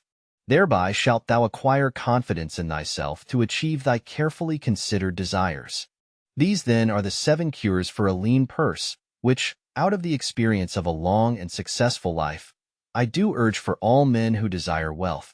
There is more gold in Babylon, my students, than thou dreamest of. There is abundance for all. Go thou forth and practice these truths that thou mayest prosper and grow wealthy, as is thy right. Go thou forth and teach these truths that every honorable subject of his majesty may also share liberally in the ample wealth of our beloved city. Meet the goddess of good luck. If a man be lucky, there is no foretelling the possible extent of his good fortune. Pitch him into the Euphrates, and like as not he will swim out with a pearl in his hand. Babylonian proverb. The desire to be lucky is universal. It was just as strong in the breasts of men 4,000 years ago in ancient Babylon as it is in the hearts of men today. We all hope to be favored by the whimsical goddess of good luck. Is there some way we can meet her and attract, not only her favorable attention, but her generous favors? Is there a way to attract good luck? That is just what the men of ancient Babylon wished to know. It is exactly what they decided to find out. They were shrewd men and keen thinkers. That explains why their city became the richest and most powerful city of their time. In that distant past, they had no schools or colleges. Nevertheless, they had a center of learning, and a very practical one it was. Among the towered buildings in Babylon was one that ranked in importance with the palace of the king, the hanging gardens, and the temples of the gods. You will find scant mention of it in the history books, more likely no mention at all, yet it exerted a powerful influence upon the thought of that time. This building was the temple of learning where the wisdom of the past was expounded by voluntary teachers, and where subjects of popular interest were discussed in open forums. Within its walls, all men met as equals. The humblest of slaves could dispute with impunity the opinions of a prince of the royal house. Among the many who frequented the Temple of Learning was a wise rich man named Arkad, called the richest man in Babylon. He had his own special hall where almost any evening a large group of men, some old, some very young, but mostly middle-aged, gathered to discuss and argue interesting subjects. Suppose we listen in to see whether they knew how to attract good luck. The sun had just set like a great red ball of fire, shining through the haze of desert dust when Arkad strolled to his accustomed platform. Already full 40 men were awaiting his arrival, reclining on their small rugs spread upon the floor. More were still arriving. "What shall we discuss this night?" Arkad inquired. After a brief hesitation, a tall cloth weaver addressed him, arising as was the custom. "I have a subject I would like to hear discussed, yet hesitate to offer lest it seem ridiculous to you, Arkad, and my good friends here." Upon being urged to offer it, both by Arkad and by calls from the others, he continued, "This day I have been lucky, for I have found a purse in which there are pieces of gold. To continue to be lucky is my great desire. Feeling that all men share with me this desire, I do suggest we debate how to attract good luck, that we may discover ways it can be enticed to one." "A most interesting subject has been offered," Arkad commented, "one most worthy of our discussion. To some men, good luck bespeaks but a chance happening that, like an accident, may befall one without purpose or reason. Others do believe that the instigator of all good fortune is our most bounteous goddess, Ashta, ever anxious to reward with generous gifts those who please her. Speak up, my friends, what say you? Shall we seek to find if there be means by which good luck may be enticed to visit each and all of us?" Yeah, and much of it," responded the growing group of eager listeners. Thereupon Arkad continued, "To start our discussion, let us first hear from those among us who have enjoyed experiences similar to that of the cloth weaver in finding or receiving, without effort upon their part, valuable treasures or jewels." There was a pause in which all looked about expecting someone to reply, but no one did. "What, no one?" Arkad said, "Then rare indeed must be this kind of good luck. Who now will offer a suggestion as to where we shall continue our search?" "That I will do," spoke a well-robed young man, arising. "When a man speaketh of luck, is it not natural that his thoughts turn to the gaining tables? Is it not there we find many men courting the favor of the goddess in hope she will bless them with rich winnings?" As he resumed his seat, a voice called, "Do not stop. Continue thy story. Tell us, didst thou find favor with the goddess at the gaming tables? Did she turn the cubes with red side up, so thou filled thy purse at the dealer's expense, or did she permit the blue sides to come up, so the dealer raked in thy hard-earned pieces of silver?" The young man joined the good-natured laughter, then replied, "I am not averse to admitting she seemed not to know I was even there. But how about the rest of you? Have you found her waiting about such places to roll the cubes in your favor? We are eager to hear as well as to learn." "A wise start," broke in Arkad. "We meet here to consider all sides of each question. To ignore the gaming table would be to overlook an instinct common to most men, the love of taking a chance with a small amount of silver in the hope of winning much gold." "That doth remind me of the races but yesterday," called out another listener. "If the goddess frequents the gaming tables, certainly she doth not overlook the races where the gilded chariots and the foaming horses offer far more excitement. Tell us honestly, Arkad, did she whisper to you to place your bet upon those gray horses from Nineveh yesterday? I was standing just behind thee, and could scarce believe my ears when I heard thee place thy bet upon the grays. Thou knowest as well as any of us that no team in all Assyria can beat our beloved bays in a fair race. Didst the goddess whisper in thy ear to bet upon the grays, because at the last turn the inside black would stumble, and so interfere with our bays that the grays would win the race and score an unearned victory?" Arkad smiled indulgently at the banter. "What reason have we to feel the good goddess would take that much interest in any man's bet upon a horse race? To me she is a goddess of love and dignity whose pleasure it is to aid those who are in need and to reward those who are deserving. I look to find her, not at the gaming tables or the races where men lose more gold than they win, but in other places where the doings of men are more worthwhile and more worthy of reward." In tilling the soil, in honest trading, in all of man's occupations, there is opportunity to make a profit upon his efforts and his transactions. Perhaps not all the time will he be rewarded, because sometimes his judgment may be faulty, and other times the winds and the weather may defeat his efforts. Yet, if he persists, he may usually expect to realize his profit. This is so because the chances of profit are always in his favor. But when a man playeth the games, the situation is reversed, for the chances of profit are always against him and always in favor of the gamekeeper. The game is so arranged that it will always favor the keeper. It is his business at which he plans to make a liberal profit for himself from the coins bet by the players. Few players realize how certain are the gamekeeper's profits and how uncertain are their own chances to win. For example, let us consider wagers placed upon the cube. Each time it is cast, we bet which side will be uppermost. If it be the red side, the game master pays to us 4 times our bet. But if any other of the 5 sides come uppermost, we lose our bet. Thus the figures show that for each cast we have 5 chances to lose, but because the red pays 4 for 1, we have 4 chances to win. In a night's play, the game master can expect to keep for his profit 1/5 of all the coins wagered. Can a man expect to win more than occasionally against odds so arranged that he should lose 1/5 of all his bets? Yet some men do win large sums at times, volunteered one of the listeners. Quite so they do, Arkad continued. Realizing this, the question comes to me whether money secured in such ways brings permanent value to those who are thus lucky. Among my acquaintances are many of the successful men of Babylon, yet among them I am unable to name a single one who started his success from such a source. You who are gathered here tonight know many more of our substantial citizens.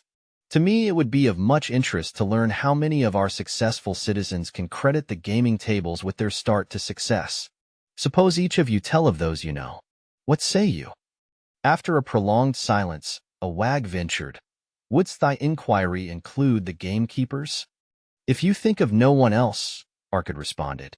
"If not one of you can think of anyone else, then how about yourselves? Are there any consistent winners with us who hesitate to advise such a source for their incomes?"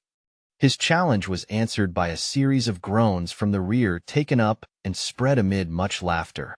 "It would seem we are not seeking good luck in such places as the goddess frequents," he continued.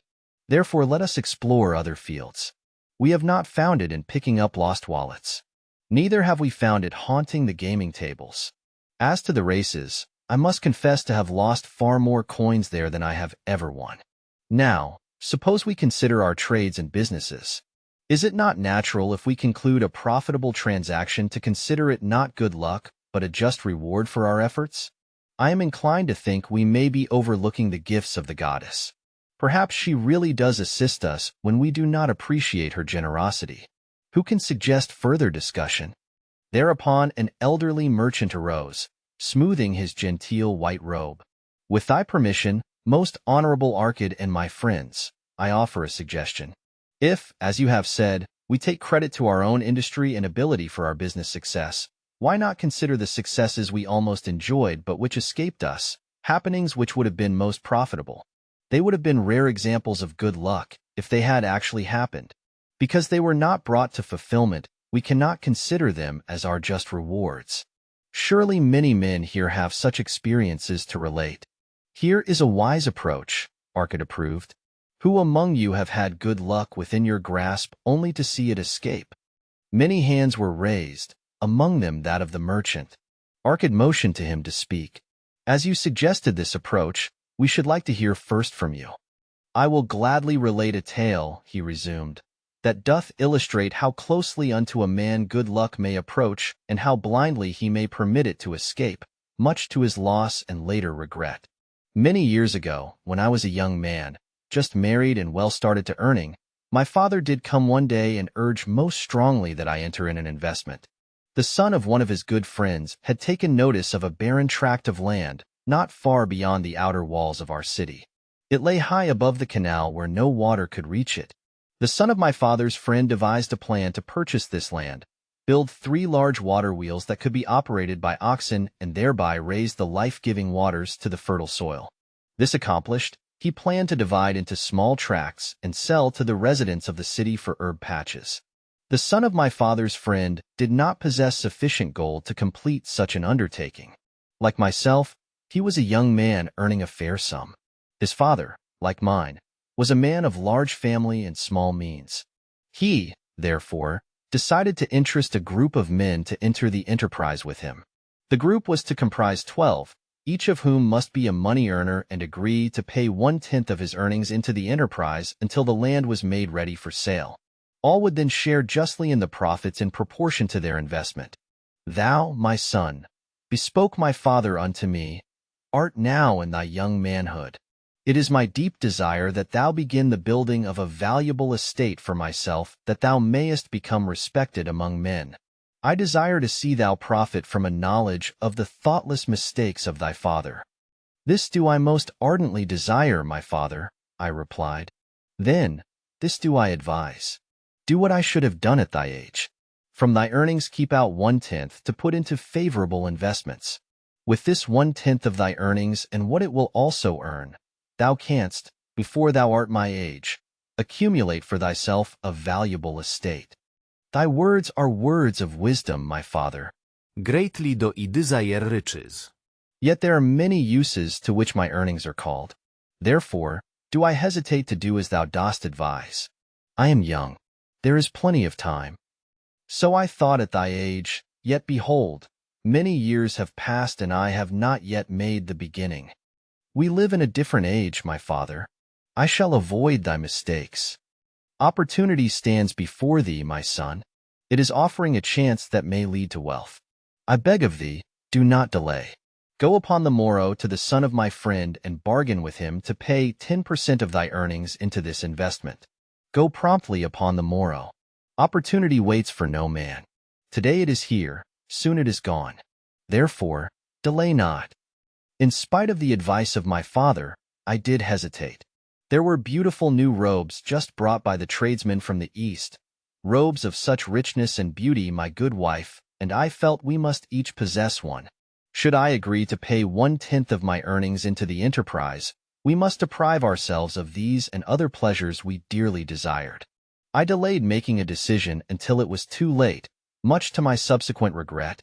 The enterprise did prove to be more profitable than any man had prophesied. This is my tale, showing how I did permit good luck to escape. In this tale we see how good luck waits to come to that man who accepts opportunity, commented a swarthy man of the desert. To the building of an estate, there must always be the beginning. That start may be a few pieces of gold or silver, which a man diverts from his earnings to his first investment. I, myself, am the owner of many herds. The start of my herds I did begin when I was a mere boy and did purchase with 1 piece of silver a young calf. This, being the beginning of my wealth, was of great importance to me. To take his first start to building an estate is as good luck as can come to any man. With all men, that first step, which changes them from men who earn from their own labor to men who draw dividends from the earnings of their gold, is important. Some, fortunately, take it when young and thereby outstrip in financial success those who do take it later or those unfortunate men, like the father of this merchant, who never take it. Had our friend, the merchant, taken this step in his early manhood when this opportunity came to him, this day he would be blessed with much more of this world's goods. Should the good luck of our friend, the cloth weaver, cause him to take such a step at this time, it will indeed be but the beginning of much greater good fortune. Thank you. I like to speak also. A stranger from another country arose. I am a Syrian. Not so well do I speak your tongue. I wish to call this friend, the merchant, a name. Maybe you think it not polite, this name. Yet I wish to call him that. But alas, I not know your word for it. If I do call it in Syrian, you will not understand. Therefore, please some good gentleman, tell me that right name you call man who puts off doing those things that mighty good for him. Procrastinator, called a voice. That's him, shouted the Syrian, waving his hands excitedly. He accepts not opportunity when she comes. He waits. He says I have much business right now. By and by I talk to you. Opportunity, she will not wait for such slow fellow. She thinks if a man desires to be lucky he will step quick. Any man not step quick when opportunity comes, he big procrastinator like our friend, this merchant. The merchant arose and bowed good-naturedly in response to the laughter. "My admiration to thee, stranger within our gates, who hesitates not to speak the truth. And now let us hear another tale of opportunity. Who has for us another experience?" demanded Arcad. "I have," responded a red-robed man of middle age. "I am a buyer of animals, mostly camels and horses. Sometimes I do also buy the sheep and goats. The tale I am about to relate will tell truthfully how opportunity came one night when I did least expect it. Perhaps for this reason I did let it escape. Of this you shall be the judge. Returning to the city one evening after a disheartening 10 days' journey in search of camels, I was much angered to find the gates of the city closed and locked, while my slaves spread our tent for the night, which we looked to spend with little food and no eye water. I was approached by an elderly farmer who, like ourselves, found himself locked outside. "Honored sir," he addressed me, "from thy appearance, I do judge thee to be a buyer. If this be so, much would I like to sell to thee the most excellent flock of sheep just driven up. Alas, my good wife lies very sick with the fever. I must return with all haste. Buy thou my sheep that I and my slaves may mount our camels and travel back without delay." So dark it was that I could not see his flock, but from the bleating I did know it must be large. Having wasted 10 days searching for camels I could not find, I was glad to bargain with him. In his anxiety, he did set a most reasonable price. I accepted, well knowing my slaves could drive the flock through the city gates in the morning and sell at a substantial profit. The bargain concluded, I called my slaves to bring torches that we might count the flock, which the farmer declared to contain 900. I shall not burden you, my friends, with a description of our difficulty in attempting to count so many thirsty, restless, milling sheep. It proved to be an impossible task.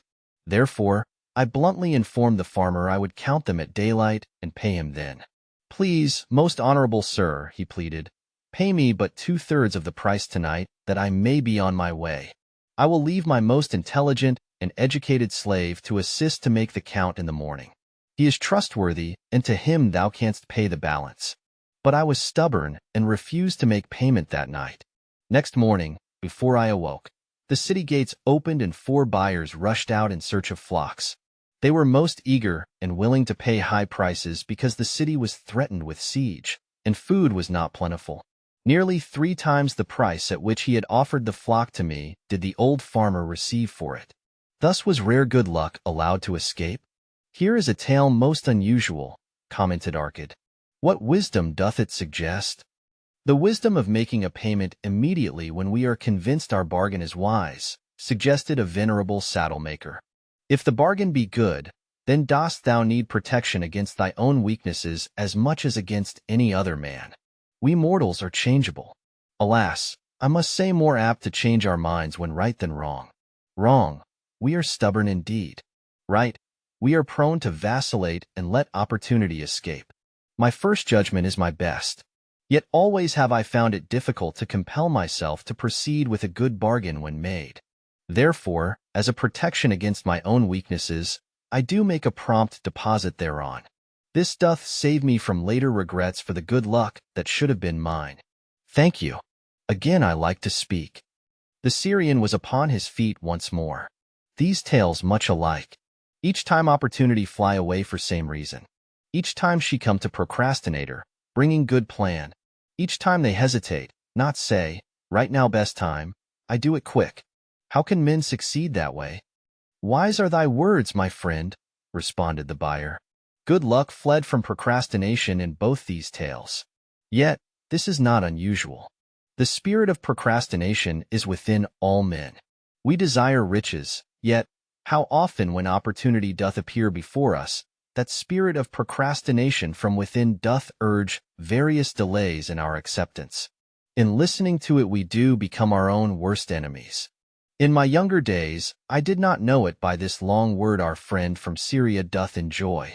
I did think at first it was my own poor judgment that did cause me loss of many profitable trades.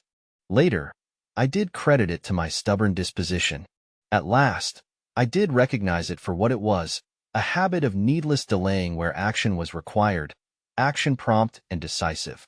How I did hate it when its true character stood revealed. With the bitterness of a wild ass hitched to a chariot, I did break loose from this enemy to my success. Thank you. I like ask question from Mr. Merchant. The Syrian was speaking. You wear fine robes, not like those of poor man. You speak like successful man. Tell us, do you listen now when procrastination whispers in your ear? Like our friend the buyer, I also had to recognize and conquer procrastination, responded the merchant. To me, it proved to be an enemy, ever watching and waiting to thwart my accomplishments. The tale I did relate is but one of many similar instances I could tell to show how it drove away my opportunities. 'Tis not difficult to conquer, once understood. No man willingly permits the thief to rob his bins of grain, nor does any man willingly permit an enemy to drive away his customers and rob him of his profits. When once I did recognize that such acts as these my enemy was committing, with determination I conquered him. So must every man master his own spirit of procrastination before he can expect to share in the rich treasures of Babylon. What sayest, Arcad? Because thou art the richest man in Babylon, many do proclaim thee to be the luckiest. Dost agree with me that no man can arrive at a full measure of success until he hath completely crushed the spirit of procrastination within him? It is even as thou sayest, Arcad admitted. During my long life I have watched generation following generation, marching forward along those avenues of trade, science, and learning that lead to success in life. Opportunities came to all these men. Some grasped theirs and moved steadily to the gratification of their deepest desires, but the majority hesitated, faltered, and fell behind. Arcad turned to the cloth weaver. Thou didst suggest that we debate good luck. Let us hear what thou now thinkest upon the subject. I do see good luck in a different light. I had thought of it as something most desirable that might happen to a man without effort upon his part. Now, I do realize such happenings are not the sort of thing one may attract to himself. From our discussion have I learned that to attract good luck to oneself, it is necessary to take advantage of opportunities. Therefore, in the future, I shall endeavor to make the best of such opportunities as do come to me. Thou hast well grasped the truths brought forth in our discussion, Arcad replied. Good luck, we do find, often follows opportunity, but seldom comes otherwise. Our merchant friend would have found great good luck had he accepted the opportunity the good goddess did present to him. Our friend the buyer, likewise, would have enjoyed good luck had he completed the purchase of the flock and sold at such a handsome profit. We did pursue this discussion to find a means by which good luck could be enticed to us. I feel that we have found the way. Both the tales did illustrate how good luck follows opportunity. Herein lies a truth that many similar tales of good luck, won or lost, could not change. The truth is this: good luck can be enticed by accepting opportunity. Those eager to grasp opportunities for their betterment do attract the interest of the good goddess. She is ever anxious to aid those who please her. Men of action please her best. Action will lead thee forward to the successes thou dost desire. Men of action are favored by the goddess of good luck. The 5 Laws of Gold. A bag heavy with gold or a clay tablet carved with words of wisdom. If thou hadst thy choice, which wouldst thou choose? By the flickering light from the fire of desert shrubs, the sun-tanned faces of the listeners gleamed with interest. The gold, chorused the 27. Old Calabab smiled knowingly. Hark, he resumed, raising his hand. Hear the wild dogs out there in the night. They howl and wail because they are lean with hunger. Yet feed them, and what are they? Fight and strut. Then fight and strut some more, giving no thought to the morrow that will surely come. Just so it is with the sons of men. Give them a choice of gold and wisdom. What do? Ignore the wisdom and waste the gold. On the morrow they wail because they have no more gold.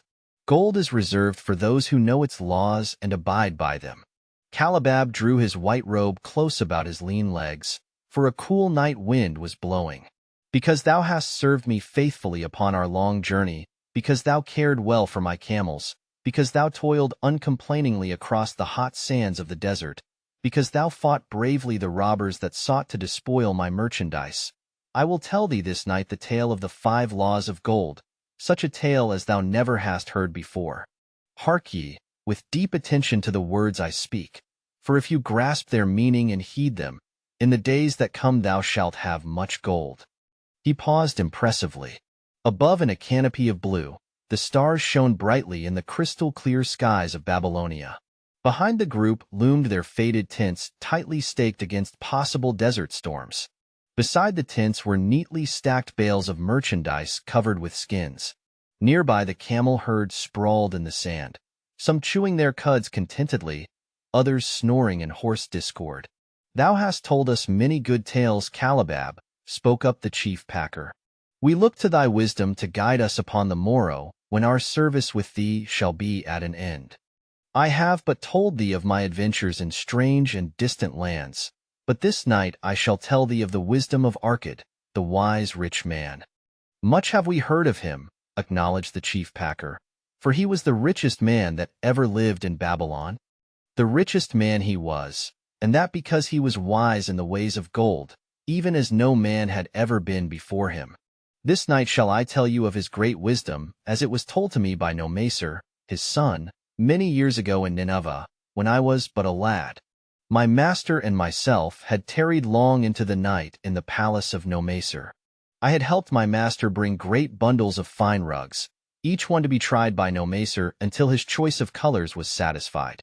At last he was well pleased and commanded us to sit with him and to drink a rare vintage odorous to the nostrils and most warming to my stomach, which was unaccustomed to such a drink. Then did he tell us this tale of the great wisdom of Arkad, his father, even as I shall tell it to you. In Babylon it is the custom, as you know, that the sons of wealthy fathers live with their parents in expectation of inheriting the estate. Arkad did not approve of this custom. Therefore, when Nomacer reached man's estate, he sent for the young man and addressed him, "My son, it is my desire that thou succeed to my estate. Thou must, however, first prove that thou art capable of wisely handling it.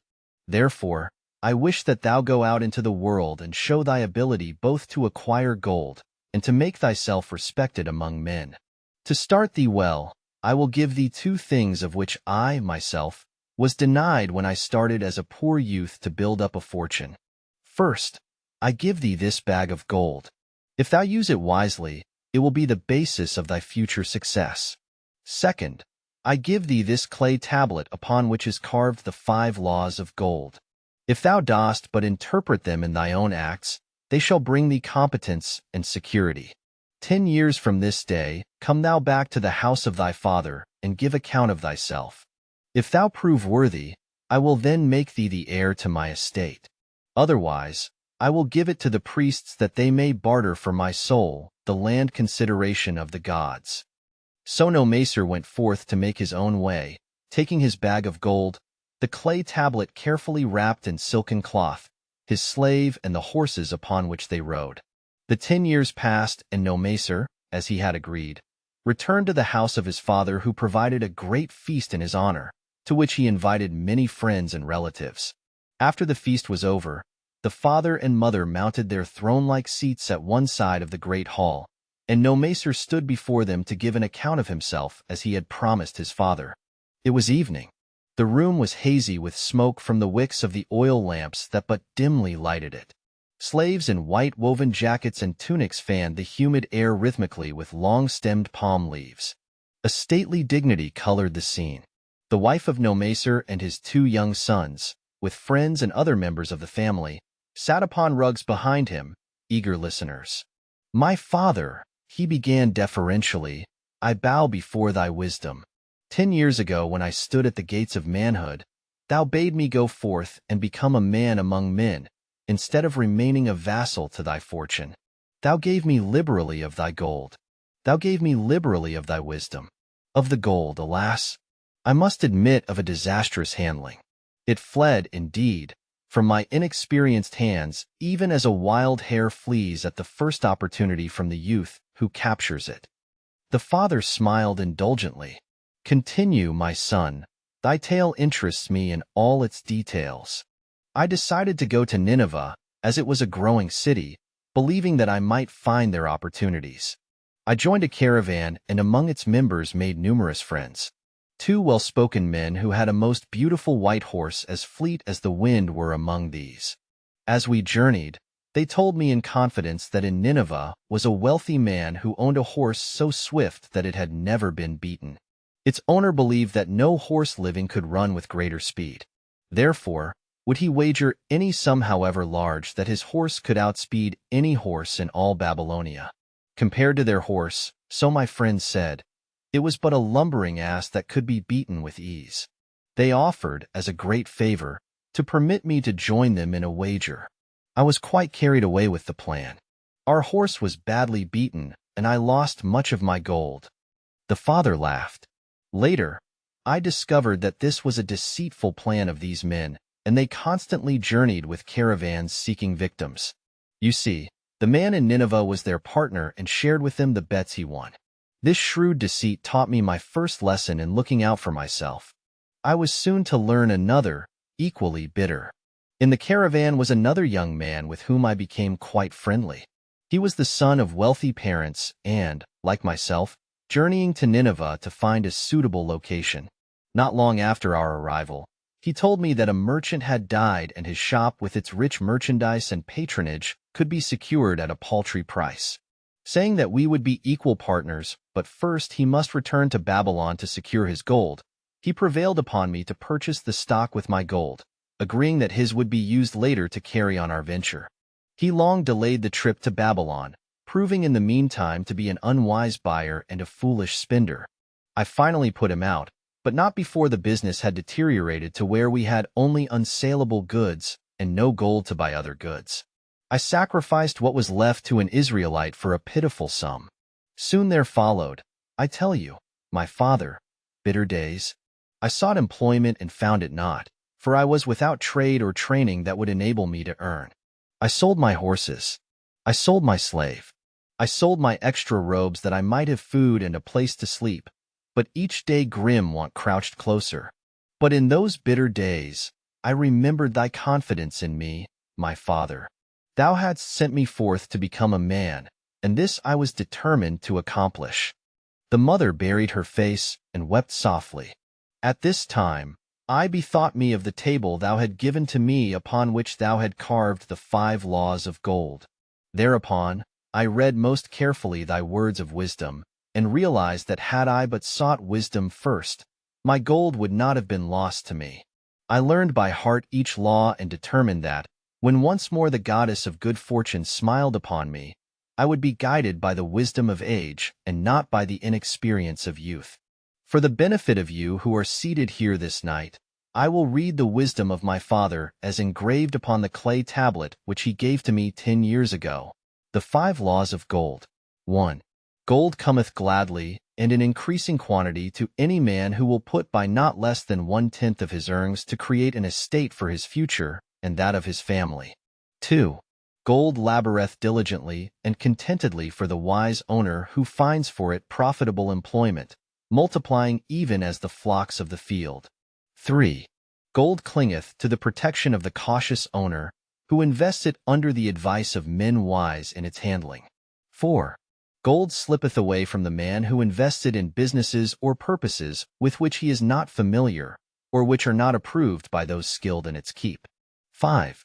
Gold flees the man who would force it to impossible earnings, or who followeth the alluring advice of tricksters and schemers, or who trusts it to his own inexperience and romantic desires in investment. These are the 5 laws of gold as written by my father. I do proclaim them as of greater value than gold itself, as I will show by the continuance of my tale. He again faced his father. I have told thee of the depth of poverty and despair to which my inexperience brought me. However, there is no chain of disasters that will not come to an end. Mine came when I secured employment managing a crew of slaves working upon the new outer wall of the city. Profiting from my knowledge of the first law of gold, I saved a copper from my first earnings, adding to it at every opportunity until I had a piece of silver. It was a slow procedure, for one must live. I did spend grudgingly, I admit, because I was determined to earn back before the 10 years were over as much gold as you, my father, had given to me. One day the slave master, with whom I had become quite friendly, said to me, Thou art a thrifty youth who spends not wantonly what he earns. Hast thou gold put by that is not earning? Yes, I replied. It is my greatest desire to accumulate gold to replace that which my father gave to me and which I have lost. 'Tis a worthy ambition, I will grant. And do you know that the gold which you have saved can work for you and earn much more gold? Alas, my experience has been bitter, for my father's gold has fled from me, and I am in much fear lest my own do the same. If thou hast confidence in me, I will give thee a lesson in the profitable handling of gold, he replied. Within a year the outer wall will be complete and ready for the great gates of bronze that will be built at each entrance to protect the city from the king's enemies. In all Nineveh there is not enough metal to make these gates, and the king has not thought to provide it. Here is my plan. A group of us will pool our gold and send a caravan to the mines of copper and tin, which are distant, and bring to Nineveh the metal for the gates. When the king says, "Make the great gates," we alone can supply the metal and a rich price he will pay. If the king will not buy from us, we will yet have the metal which can be sold for a fair price. In his offer, I recognized an opportunity to abide by the third law and invest my savings under the guidance of wise men. Nor was I disappointed. Our pool was a success, and my small store of gold was greatly increased by the transaction. In due time, I was accepted as a member of this same group in other ventures. They were men wise in the profitable handling of gold. They talked over each plan presented with great care before entering upon it. They would take no chance on losing their principal or tying it up in unprofitable investments from which their gold could not be recovered. Such foolish things as the horse race and the partnership into which I had entered with my inexperience would have had scant consideration with them. They would have immediately pointed out their weaknesses. Through my association with these men, I learned to safely invest gold to bring profitable returns.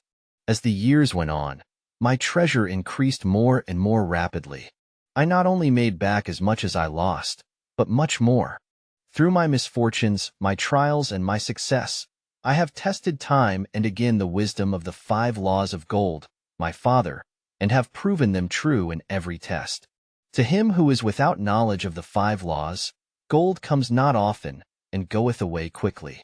But to him who abide by the 5 laws, gold comes and works as his dutiful slave. Nomacer ceased speaking and motioned to a slave in the back of the room. The slave brought forward, one at a time, 3 heavy leather bags. One of these Nomacer took and placed upon the floor before his father, addressing him again. Thou didst give to me a bag of gold, Babylon gold. Behold, in its place, I do return to thee a bag of Nineveh gold of equal weight. An equal exchange, as all will agree. Thou didst give to me a clay tablet inscribed with wisdom. Behold, in its stead, I do return 2 bags of gold. So saying, he took from the slave the other 2 bags, and, likewise, placed them upon the floor before his father.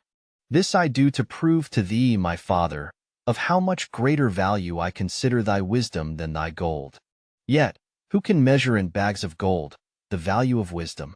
Without wisdom, gold is quickly lost by those who have it, but with wisdom, gold can be secured by those who have it not, as these 3 bags of gold do prove. It does, indeed, give to me the deepest satisfaction, my father, to stand before thee and say that, because of thy wisdom, I have been able to become rich and respected before men. The father placed his hand fondly upon the head of Nomacer. Thou hast learned well thy lessons, and I am, indeed, fortunate to have a son to whom I may entrust my wealth. Calabab ceased his tale and looked critically at his listeners. What means this to thee, this tale of Nomacer? He continued, Who amongst thee can go to thy father, or to the father of thy wife, and give an account of wise handling of his earnings? What would these venerable men think were you to say, I have traveled much and learned much and labored much and earned much, yet alas, of gold I have little. Some I spent wisely, some I spent foolishly, and much I lost in unwise ways. Dost still think it but an inconsistency of fate that some men have much gold and others have not? Then you err. Men have much gold when they know the 5 laws of gold and abide thereby. Because I learned these 5 laws in my youth and abided by them, I have become a wealthy merchant. Not by some strange magic did I accumulate my wealth. Wealth that comes quickly goeth the same way. Wealth that stayeth to give enjoyment and satisfaction to its owner comes gradually, because it is a child born of knowledge and persistent purpose. To earn wealth is but a slight burden upon the thoughtful man. Bearing the burden consistently from year to year accomplishes the final purpose. The 5 laws of gold offer to thee a rich reward for their observance.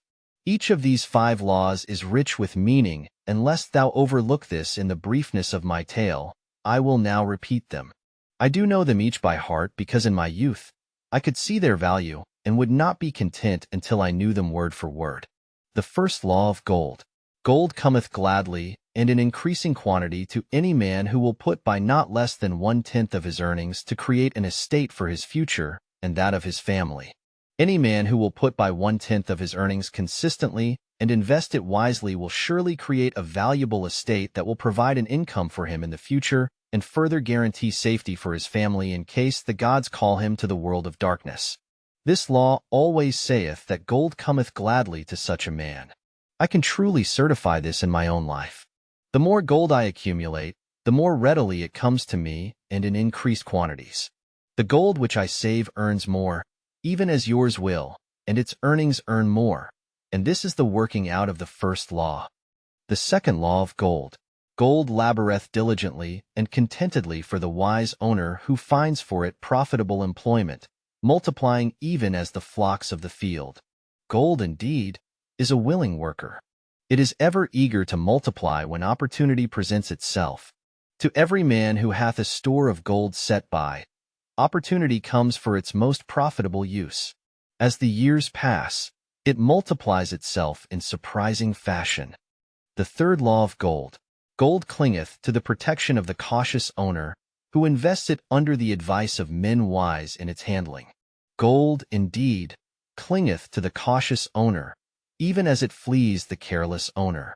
The man who seeks the advice of men wise in handling gold soon learneth not to jeopardize his treasure, but to preserve in safety and to enjoy in contentment its consistent increase. The fourth law of gold.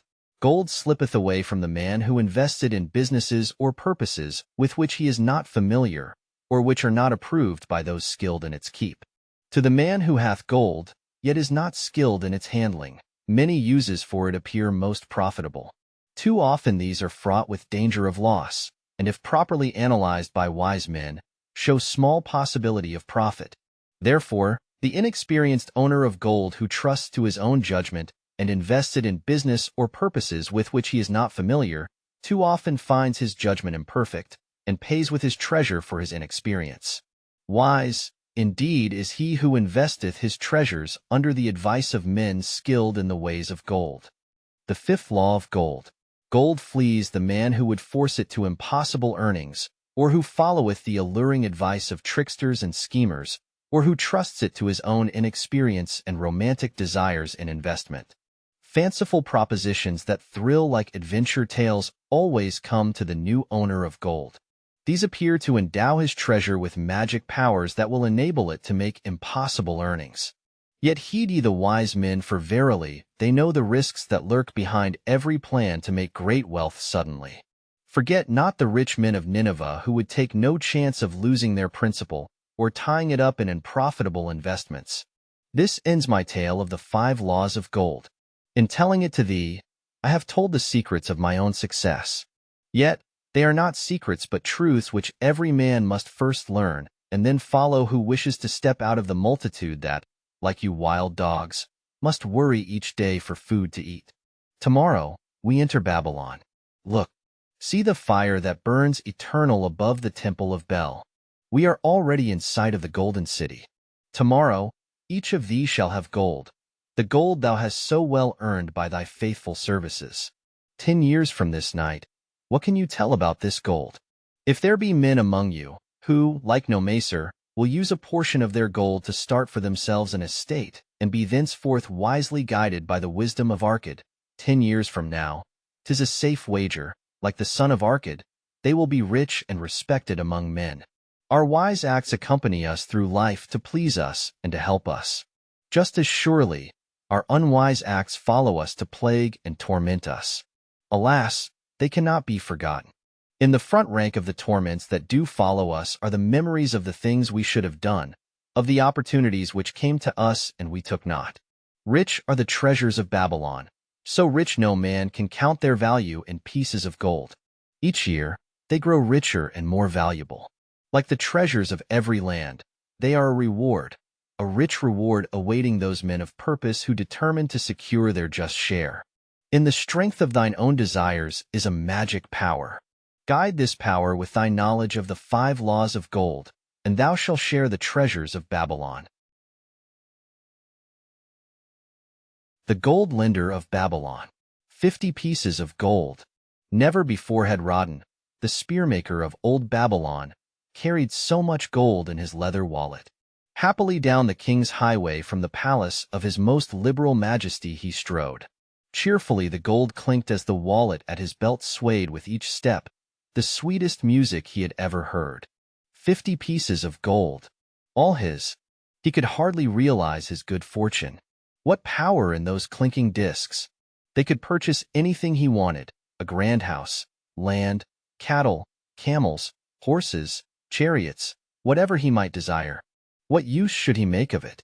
This evening, as he turned into a side street towards the home of his sister, he could think of nothing he would rather possess than those same glittering, heavy pieces of gold, his to keep. It was upon an evening some days later that a perplexed Rodden entered the shop of Mathan, the lender of gold and dealer in jewels and rare fabrics. Glancing neither to the right nor the left at the colorful articles artfully displayed, he passed through to the living quarters at the rear. Here he found the genteel Mathan lounging upon a rug, partaking of a meal served by a black slave. "I would counsel with thee, for I know not what to do."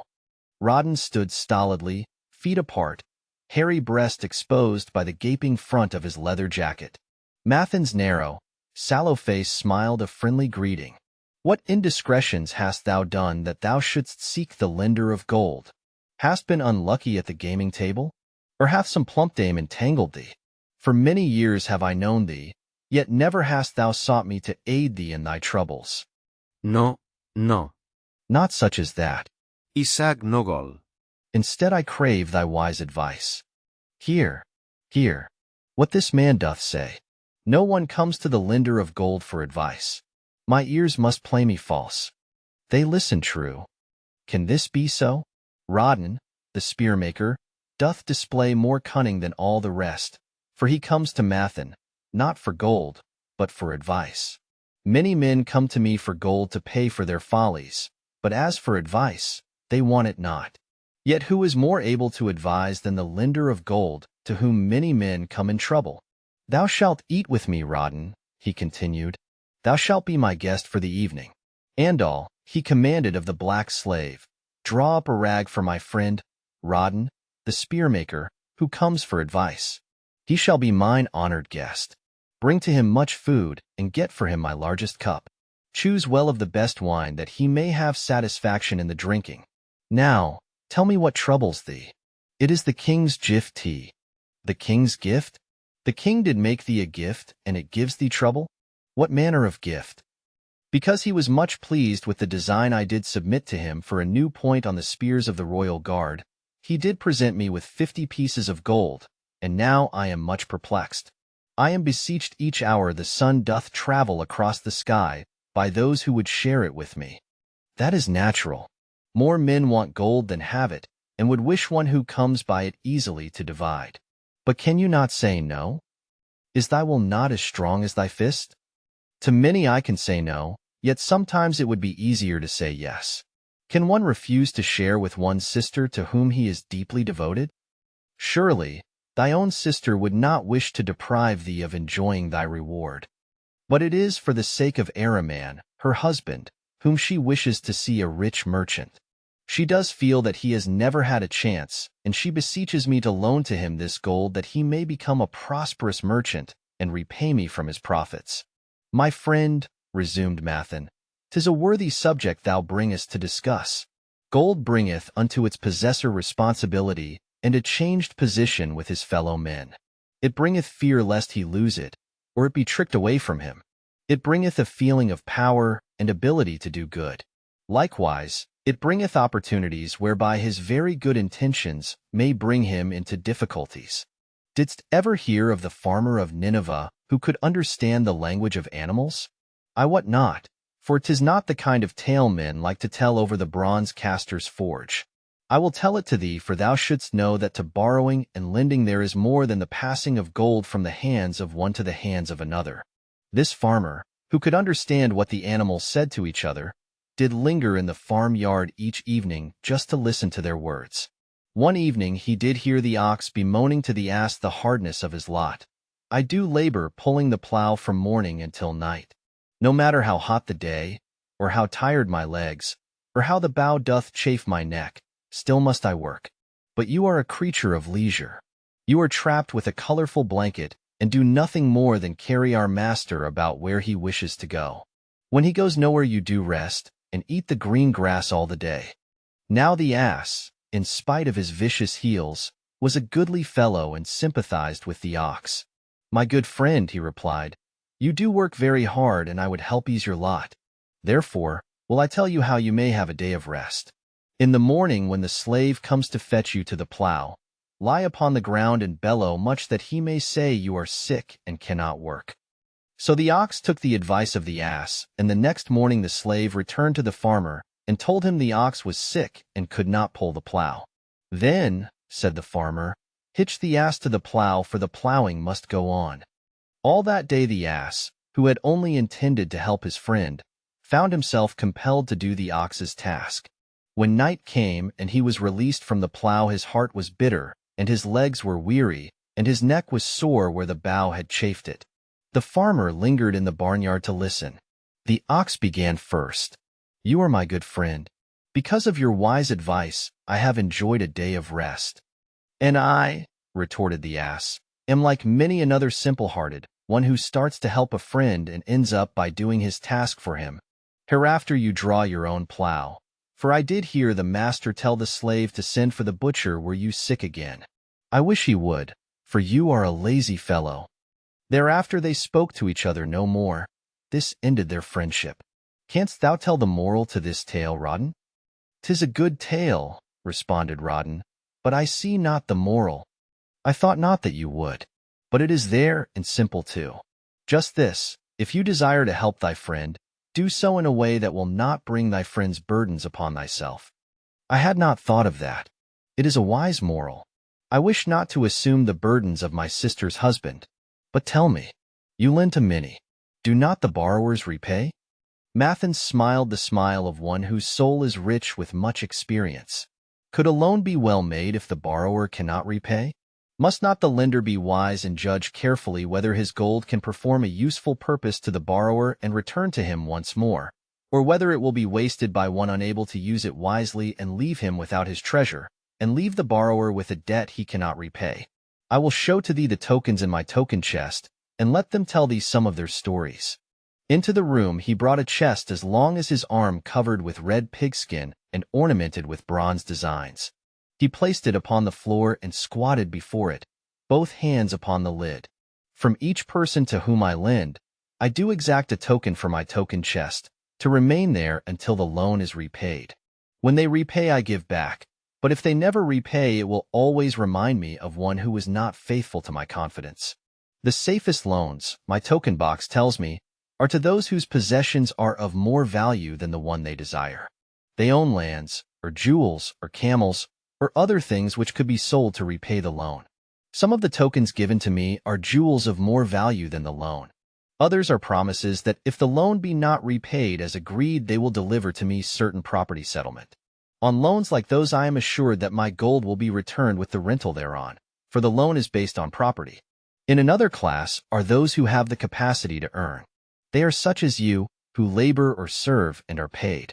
They have income, and if they are honest and suffer no misfortune, I know that they also can repay the gold I loan them and the rental to which I am entitled.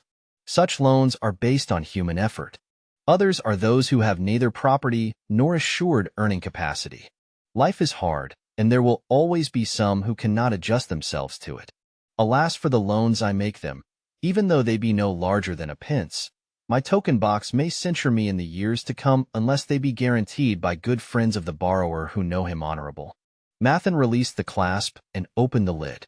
Rodden leaned forward eagerly. At the top of the chest a bronze neck piece lay upon a scarlet cloth. Mathen picked up the piece and patted it affectionately. This shall always remain in my token chest because the owner has passed on into the great darkness. I treasure it, his token, and I treasure his memory, for he was my good friend.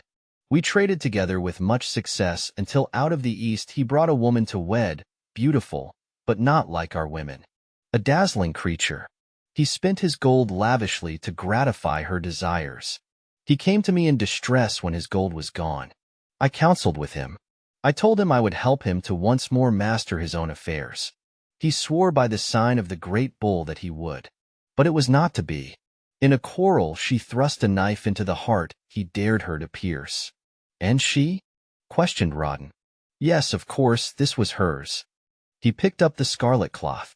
In bitter remorse she threw herself into the Euphrates. These 2 loans will never be repaid. The chest tells you, Rodden, that humans in the throes of great emotions are not safe risks for the gold lender. Here. Now this is different. He reached for a ring carved of ox bone. This belongs to a farmer. I buy the rugs of his women. The locusts came, and they had not food. I helped him, and when the new crop came he repaid me. Later he came again, and told of strange goats in a distant land as described by a traveler. They had long hair so fine and soft it would weave into rugs more beautiful than any ever seen in Babylon. He wanted a herd, but he had no money. So I did lend him gold to make the journey and bring back goats. Now his herd is begun, and next year I shall surprise the lords of Babylon with the most expensive rugs it has been their good fortune to buy. Soon I must return his ring. He doth insist on repaying promptly. Some borrowers do that? Queried Rodden.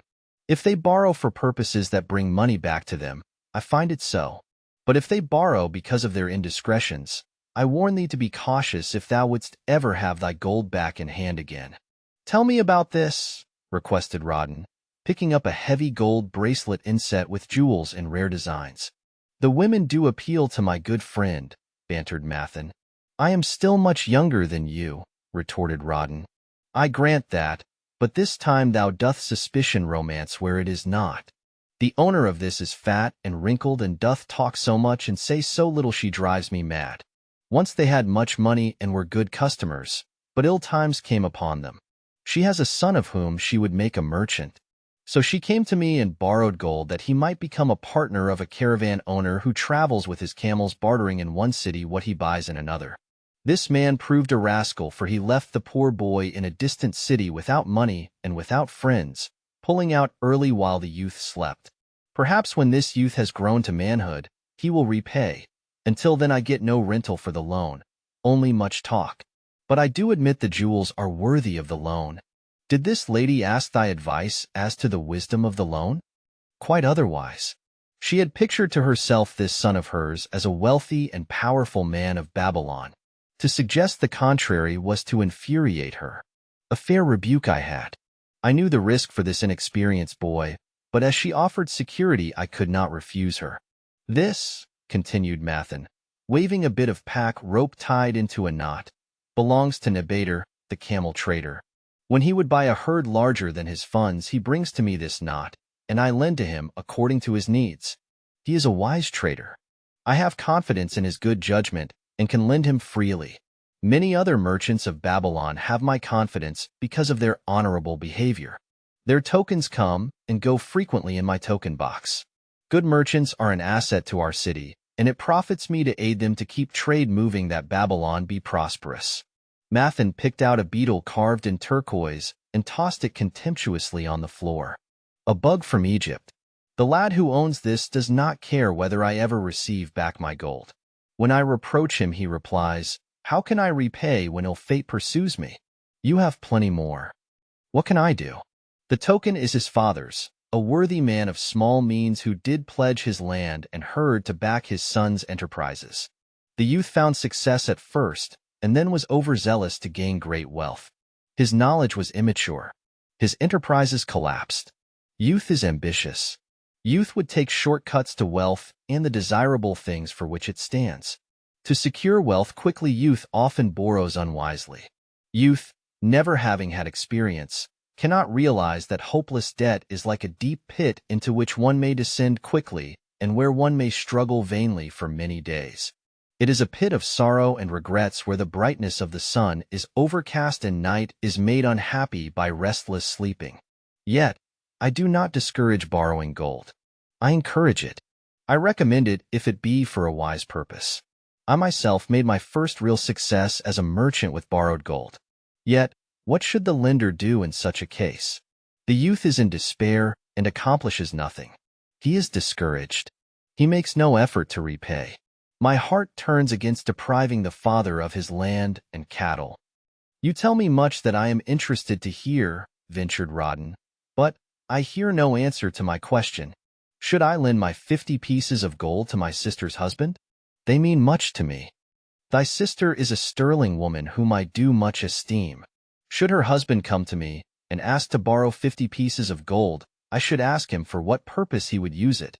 If he answered that he desired to become a merchant like myself and deal in jewels and rich furnishings, I would say, what knowledge have you of the ways of trade? Do you know where you can buy at lowest cost? Do you know where you can sell at a fair price? Could he say yes to these questions? No, he could not, Rawdon admitted. He has helped me much in making spears, and he has helped some in the shops. Then, would I say to him that his purpose was not wise? Merchants must learn their trade. His ambition, though worthy, is not practical, and I would not lend him any gold. But, supposing he could say, yes, I have helped merchants much. I know how to travel to Smyrna and to buy at low cost the rugs the housewives weave. I also know many of the rich people of Babylon to whom I can sell these at a large profit. Then I would say, your purpose is wise and your ambition honorable. I shall be glad to lend you the 50 pieces of gold if you can give me security that they will be returned. But would he say, I have no security other than that I am an honored man and will pay you well for the loan? Then would I reply, I treasure much each piece of gold. Were the robbers to take it from you as you journeyed to Smyrna, or take the rugs from you as you returned, then you would have no means of repaying me and my gold would be gone. Gold, you see, Rawdon, is the merchandise of the lender of money. It is easy to lend.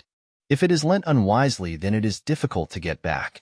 The wise lender wishes not the risk of the undertaking, but the guarantee of safe repayment. 'Tis well, he continued, to assist those that are in trouble. 'Tis well to help those upon whom fate has laid a heavy hand. 'Tis well to help those who are starting that they may progress and become valuable citizens. But help must be given wisely, lest, like the farmer's ass, in our desire to help we but take upon ourselves the burden that belongs to another. Again I wandered from thy question, Rawdon, but hear my answer, keep thy 50 pieces of gold. What thy labor earns for thee, and what is given thee for reward is thine own, and no man can put an obligation upon thee to part with it, unless it do be thy wish. If thee wouldst lend it so that it may earn thee more gold, then lend with caution and in many places. I like not idle gold, even less I like too much of risk. How many years hast thou labored as a spearmaker? Fully 3. How much besides the king's gift hast saved? 3 gold pieces. Each year that thou hast labored thou hast denied thyself good things to save from thine earnings 1 piece of gold? 'Tis as you say. Then mightest save in 50 years of labor 50 pieces of gold by thy self-denial? A lifetime of labor it would be. Thinkest thou thy sister would wish to jeopardize the savings of 50 years of labor over the bronze melting pot that her husband might experiment on being a merchant? Not if I spoke in your words. Then go to her and say, 3 years I have labored each day except fast days, from morning until night, and I have denied myself many things that my heart craved. For each year of labor and self-denial, I have to show 1 piece of gold. Thou art my favored sister, and I wish that thy husband may engage in business in which he will prosper greatly. If he will submit to me a plan that seems wise and possible to my friend, Mathan, then will I gladly lend to him my savings of an entire year that he may have an opportunity to prove that he can succeed. Do that, I say, and if he has within him the soul to succeed, he can prove it. If he fails, he will not owe thee more than he can hope some day to repay. I am a gold lender because I own more gold than I can use in my own trade. I desire my surplus gold to labor for others, and thereby earn more gold. I do not wish to take risk of losing my gold, for I have labored much and denied myself much to secure it. Therefore, I will no longer lend any of it where I am not confident that it is safe and will be returned to me. Neither will I lend it where I am not convinced that its earnings will be promptly paid to me. I have told to thee, Rodden, a few of the secrets of my token chest. From them you may understand the weakness of men and their eagerness to borrow that which they have no certain means to repay. From this you can see how often their high hopes of the great earnings they could make, if they but had gold, are but false hopes they have not the ability or training to fulfill. Thou, Rodden, now have gold which thou shouldst put to earning more gold for thee. Thou art about to become, even as I, a gold lender. If thou dost safely preserve thy treasure, it will produce liberal earnings for thee, and be a rich source of pleasure and profit during all thy days. But if thou dost let it escape from thee, it will be a source of constant sorrow and regret as long as thy memory doth last. What desirest thou most of this gold in thy wallet? To keep it safe. Wisely spoken, replied Mathan approvingly. Thy first desire is for safety. Thinkest thou that in the custody of thy sister's husband it would be truly safe from possible loss? I fear not, for he is not wise in guarding gold. Then be not swayed by foolish sentiments of obligation to trust thy treasure to any person.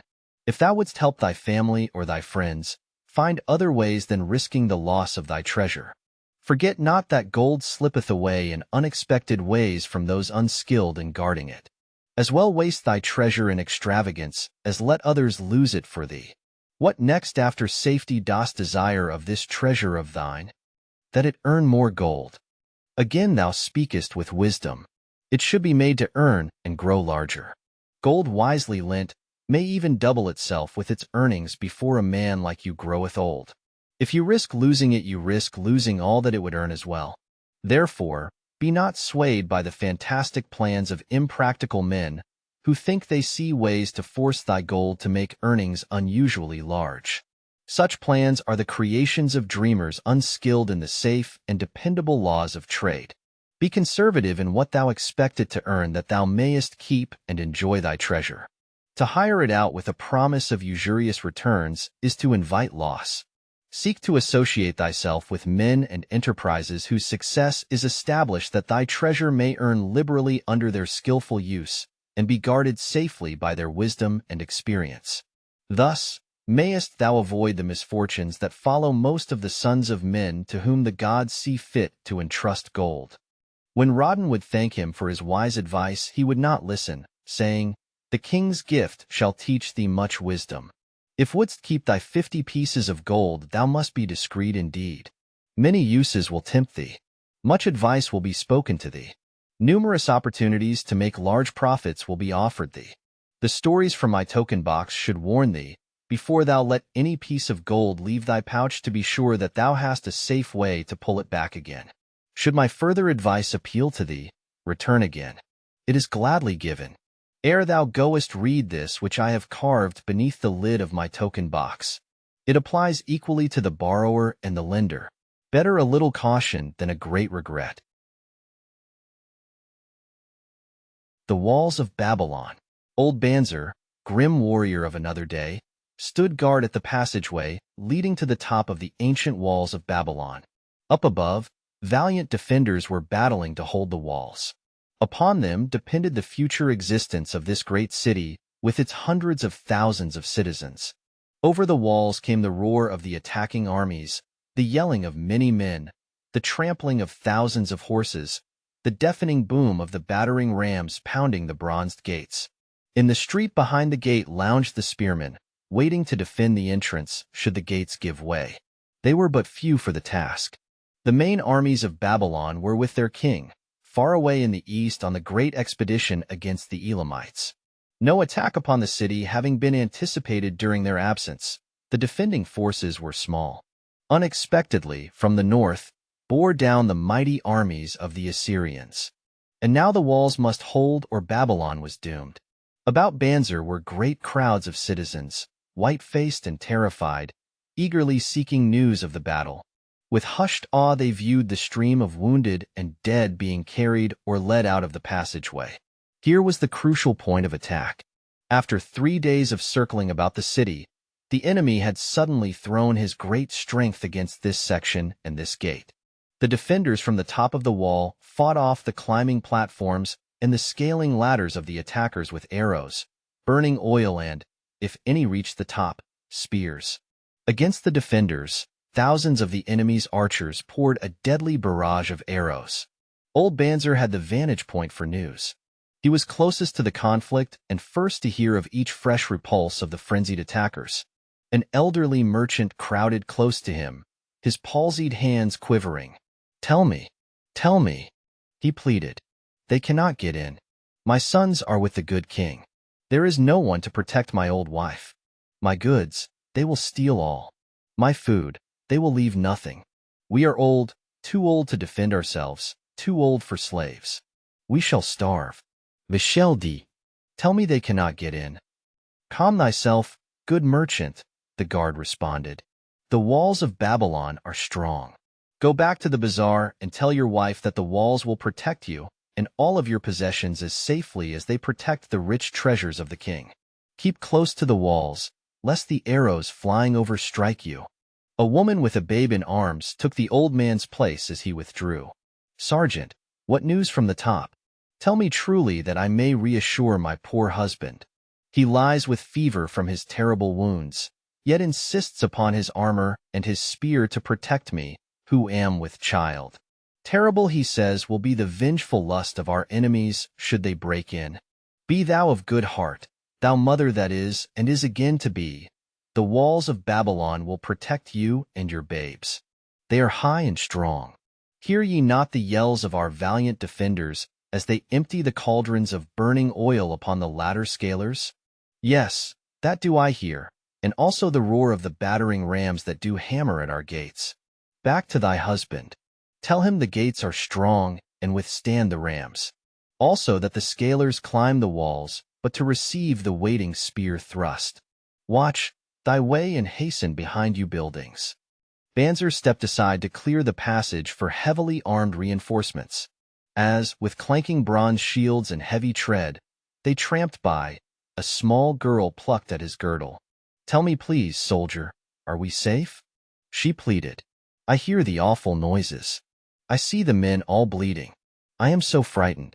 What will become of our family, of my mother, little brother, and the baby? The grim old campaigner blinked his eyes and thrust forward his chin as he beheld the child. Be not afraid, little one, he reassured her. The walls of Babylon will protect you and mother and little brother and the baby. It was for the safety of such as you that the good Queen Semiramis built them over 100 years ago. Never have they been broken through. Go back and tell your mother and little brother and the baby that the walls of Babylon will protect them, and they need have no fear. Day after day old Banzer stood at his post and watched the reinforcements file up the passageway, there to stay and fight until wounded or dead they came down once more. Around him, unceasingly crowded the throngs of frightened citizens eagerly seeking to learn if the walls would hold. To all he gave his answer with the fine dignity of an old soldier, the walls of Babylon will protect you. For 3 weeks and 5 days the attack waged with scarcely ceasing violence. Harder and grimmer set the jaw of Banzer as the passage behind, wet with the blood of the many wounded, was churned into mud by the never-ceasing streams of men passing up and staggering down. Each day the slaughtered attackers piled up in heaps before the wall. Each night they were carried back and buried by their comrades. Upon the 5th night of the 4th week the clamor without diminished. The first streaks of daylight, illuminating the plains, disclosed great clouds of dust raised by the retreating armies. A mighty shout went up from the defenders. There was no mistaking its meaning. It was repeated by the waiting troops behind the walls. It was echoed by the citizens upon the streets. It swept over the city with the violence of a storm. People rushed from the houses. The streets were jammed with a throbbing mob. The pent-up fear of weeks found an outlet in the wild chorus of joy. From the top of the high tower of the Temple of Bel burst forth the flames of victory. Skyward floated the column of blue smoke to carry the message far and wide. The walls of Babylon had once again repulsed a mighty and viscous foe determined to loot her rich treasures and to ravish and enslave her citizens. Babylon endured century after century because it was fully protected. It could not afford to be otherwise. The walls of Babylon were an outstanding example of man's need and desire for protection. This desire is inherent in the human race. It is just as strong today as it ever was, but we have developed broader and better plans to accomplish the same purpose. In this day, behind the impregnable walls of insurance, savings accounts, and dependable investments, we can guard ourselves against the unexpected tragedies that may enter any door and seat themselves before any fireside. We cannot afford to be without adequate protection. The camel trader of Babylon. The hungrier one becomes, the clearer one's mind works, also the more sensitive one becomes to the odors of food.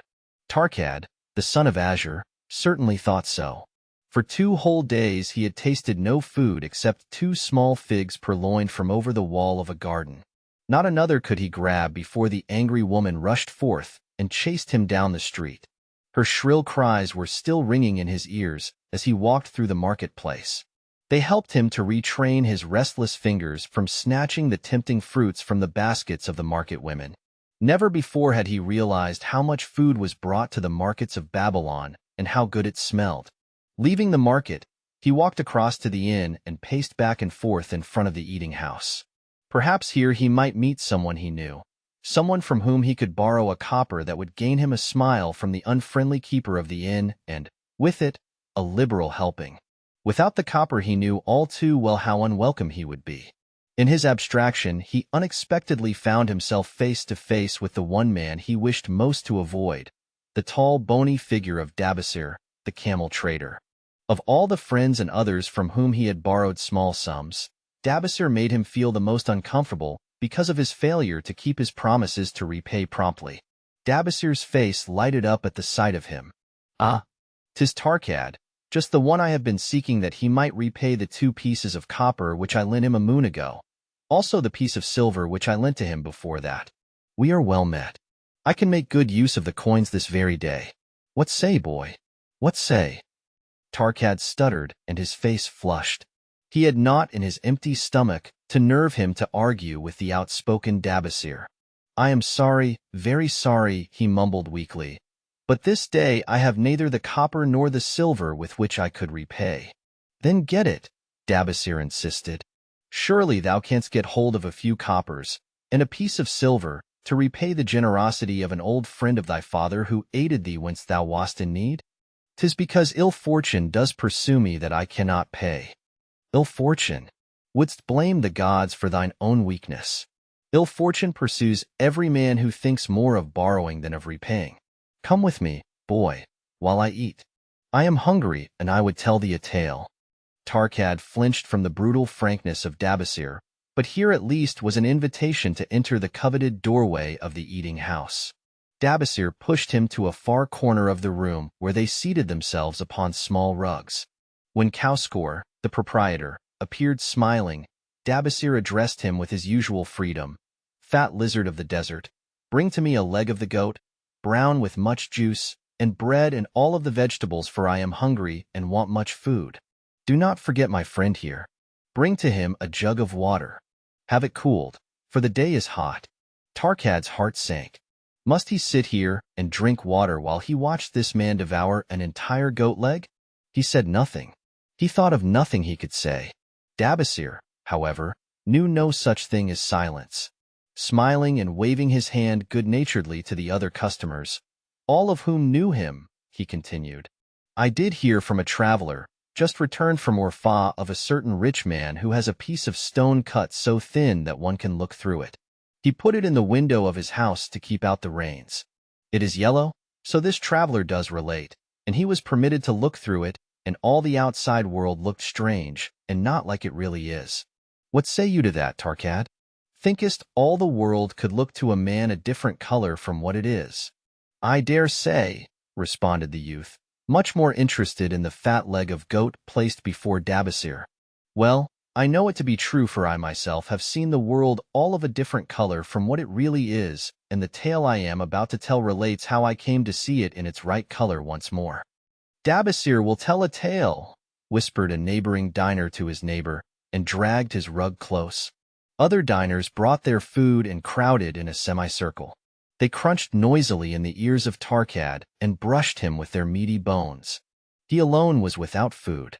Dabasir did not offer to share with him, nor even motion him to a small corner of the hard bread that was broken off and had fallen from the platter to the floor. "The tale that I am about to tell," began Dabasir, pausing to bite a goodly chunk from the goat leg, "relates to my early life and how I came to be a camel trader. Didst anyone know that I once was a slave in Syria?" A murmur of surprise ran through the audience, to which Dabasir listened with satisfaction. "When I was a young man," continued Dabasir after another vicious onslaught on the goat leg, "I learned the trade of my father, the making of saddles. I worked with him in his shop and took to myself a wife. Being young and not greatly skilled, I could earn but little, just enough to support my excellent wife in a modest way. I craved good things which I could not afford. Soon I found that the shopkeepers would trust me to pay later, even though I could not pay at the time. Being young and without experience, I did not know that he who spends more than he earns is sowing the winds of needless self-indulgence, from which he is sure to reap the whirlwinds of trouble and humiliation. So I indulged my whims for fine raiment and bought luxuries for my good wife and our home, beyond our means. I paid as I could, and for a while all went well. But in time I discovered I could not use my earnings both to live upon and to pay my debts. Creditors began to pursue me to pay for my extravagant purchases, and my life became miserable. I borrowed from my friends, but could not repay them either. Things went from bad to worse. My wife returned to her father, and I decided to leave Babylon and seek another city where a young man might have better chances. For 2 years I had a restless and unsuccessful life working for caravan traders. From this I fell in with a set of likable robbers who scoured the desert for unarmed caravans. Such deeds were unworthy of the son of my father, but I was seeing the world through a colored stone and did not realize to what degradation I had fallen. We met with success on our first trip, capturing a rich haul of gold and silks and valuable merchandise. This loot we took to Jiner and squandered. The second time we were not so fortunate. Just after we had made our capture, we were attacked by the spearsmen of a native chief to whom the caravans paid for protection. Our 2 leaders were killed, and the rest of us were taken to Damascus, where we were stripped of our clothing and sold as slaves. I was purchased for 2 pieces of silver by a Syrian desert chief. With my hair shorn and but a loincloth to wear, I was not so different from the other slaves. Being a reckless youth, I thought it merely an adventure until my master took me before his 4 wives and told them they could have me for a eunuch. Then, indeed, did I realize the hopelessness of my situation. These men of the desert were fierce and warlike. I was subject to their will without weapons or means of escape. Fearful I stood, as those 4 women looked me over. I wondered if I could expect pity from them. Sirah, the first wife, was older than the others. Her face was impassive as she looked upon me. I turned from her with little consolation. The next was a contemptuous beauty who gazed at me as indifferently as if I had been a worm of the earth. The 2 younger ones tittered as though it were all an exciting joke. It seemed an age that I stood waiting sentence. Each woman appeared willing for the others to decide. Finally Sirah spoke up in a cold voice. "Of eunuchs we have plenty, but of camel tenders we have few, and they are a worthless lot.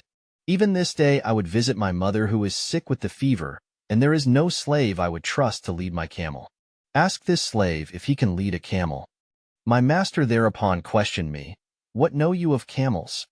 Striving to conceal my eagerness, I replied, "I can make them kneel, I can load them, I can lead them on long trips without tiring. If need be, I can repair their trappings." "The slave speaks forward enough," observed my master. "If thou so desire, Sirah, take this man for thy camel tender." So I was turned over to Sirah, and that day I led her camel upon a long journey to her sick mother. I took the occasion to thank her for her intercession and also to tell her that I was not a slave by birth, but the son of a freeman, an honorable saddle-maker of Babylon.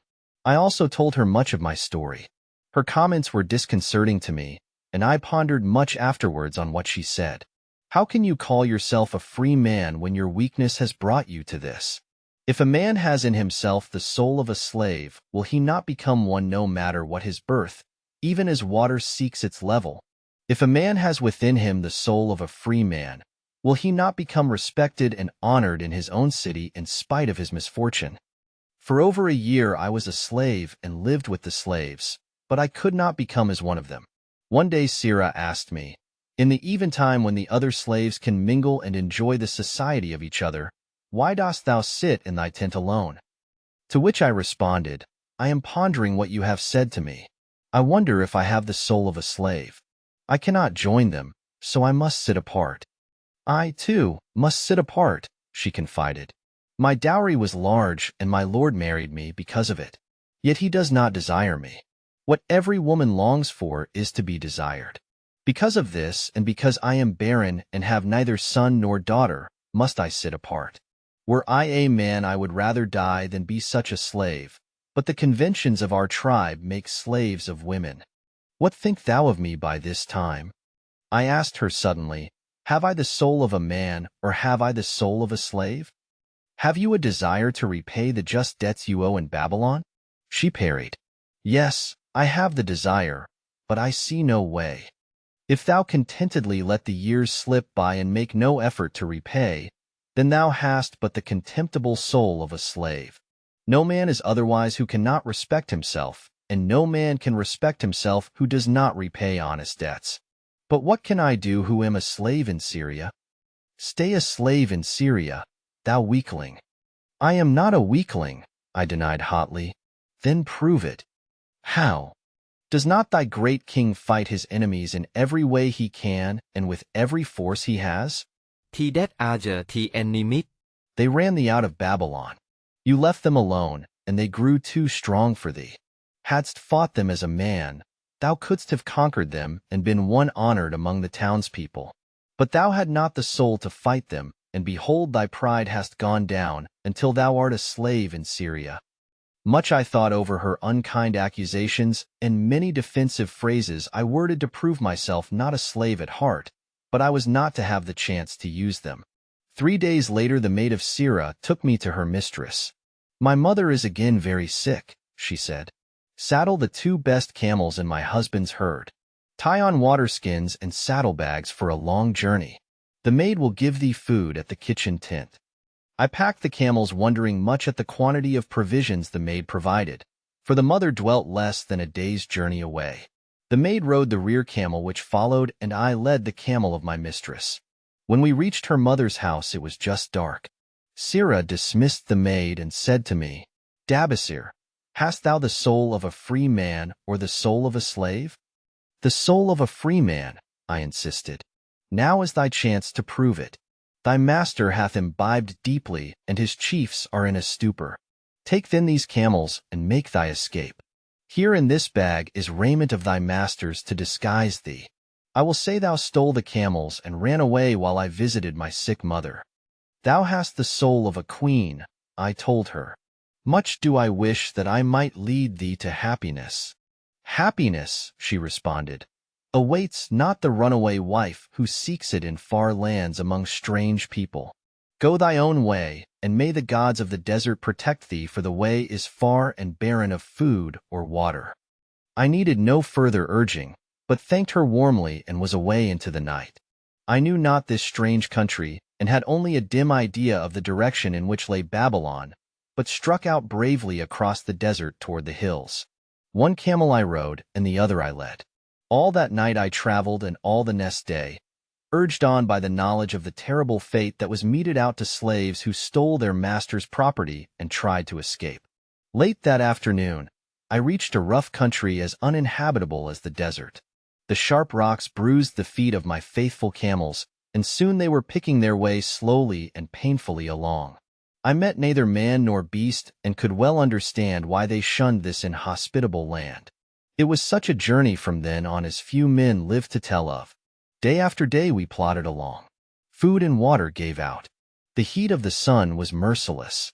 At the end of the 9th day, I slid from the back of my mount with the feeling that I was too weak to ever remount and I would surely die, lost in this abandoned country.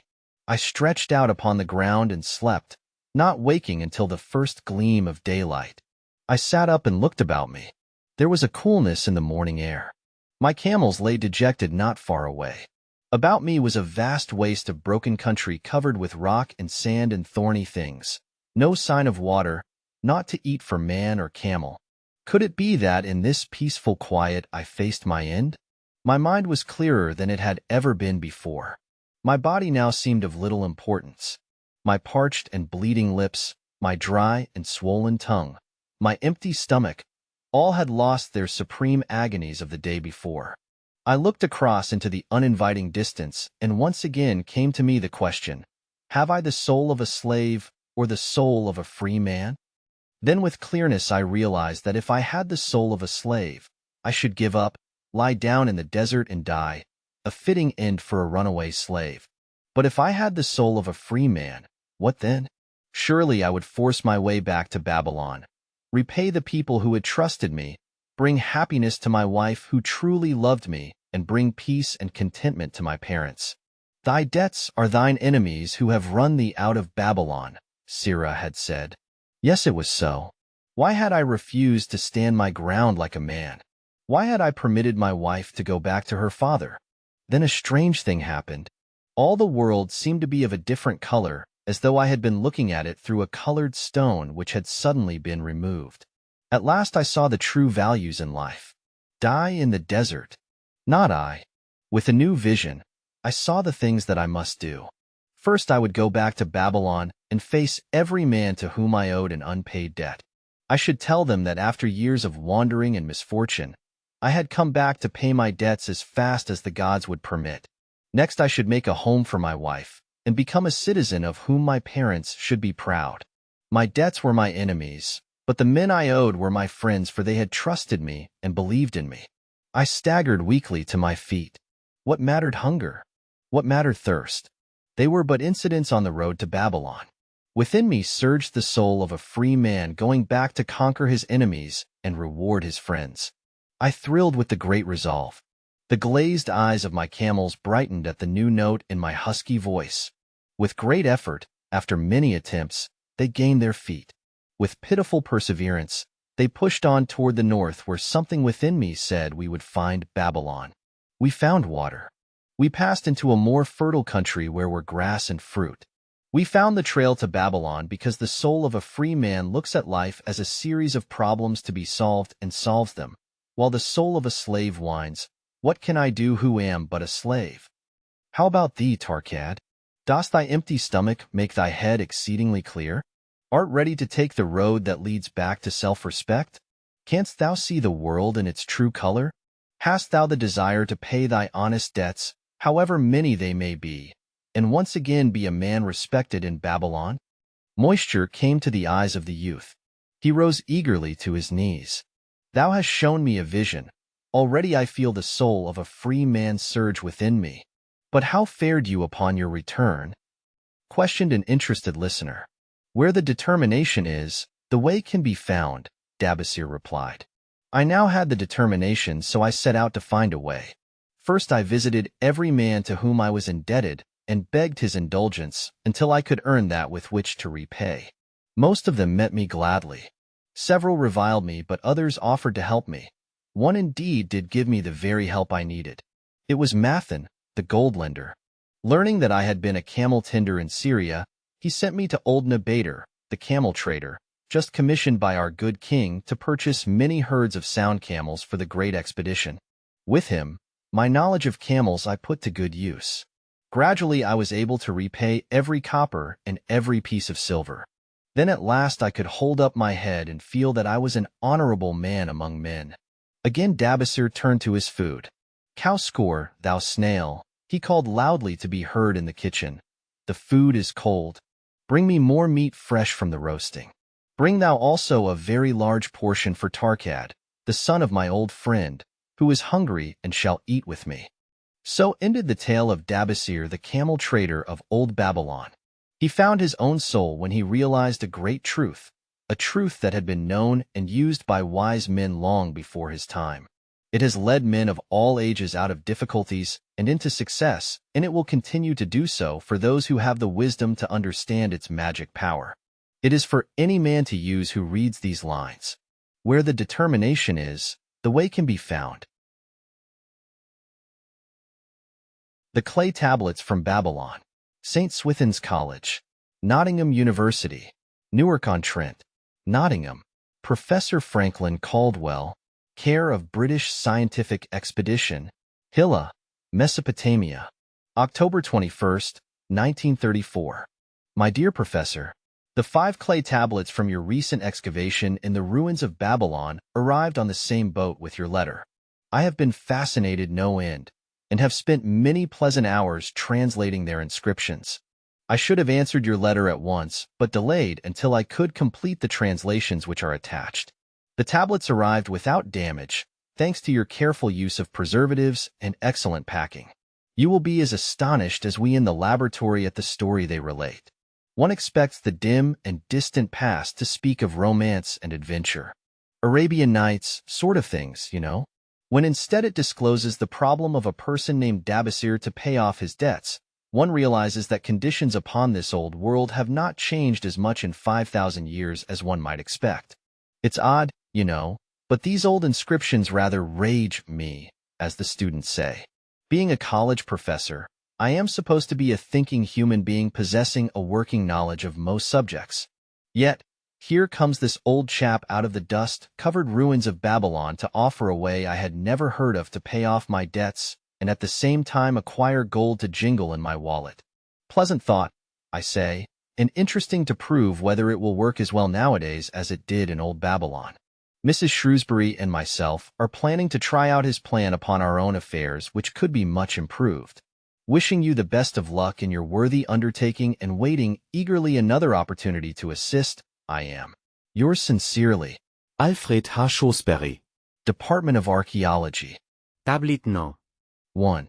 Now, when the moon becometh full, I, Dabasir, who am but recently returned from slavery in Syria, with the determination to pay my many just debts and become a man of means worthy of respect in my native city of Babylon, do here engrave upon the clay a permanent record of my affairs to guide and assist me in carrying through my high desires.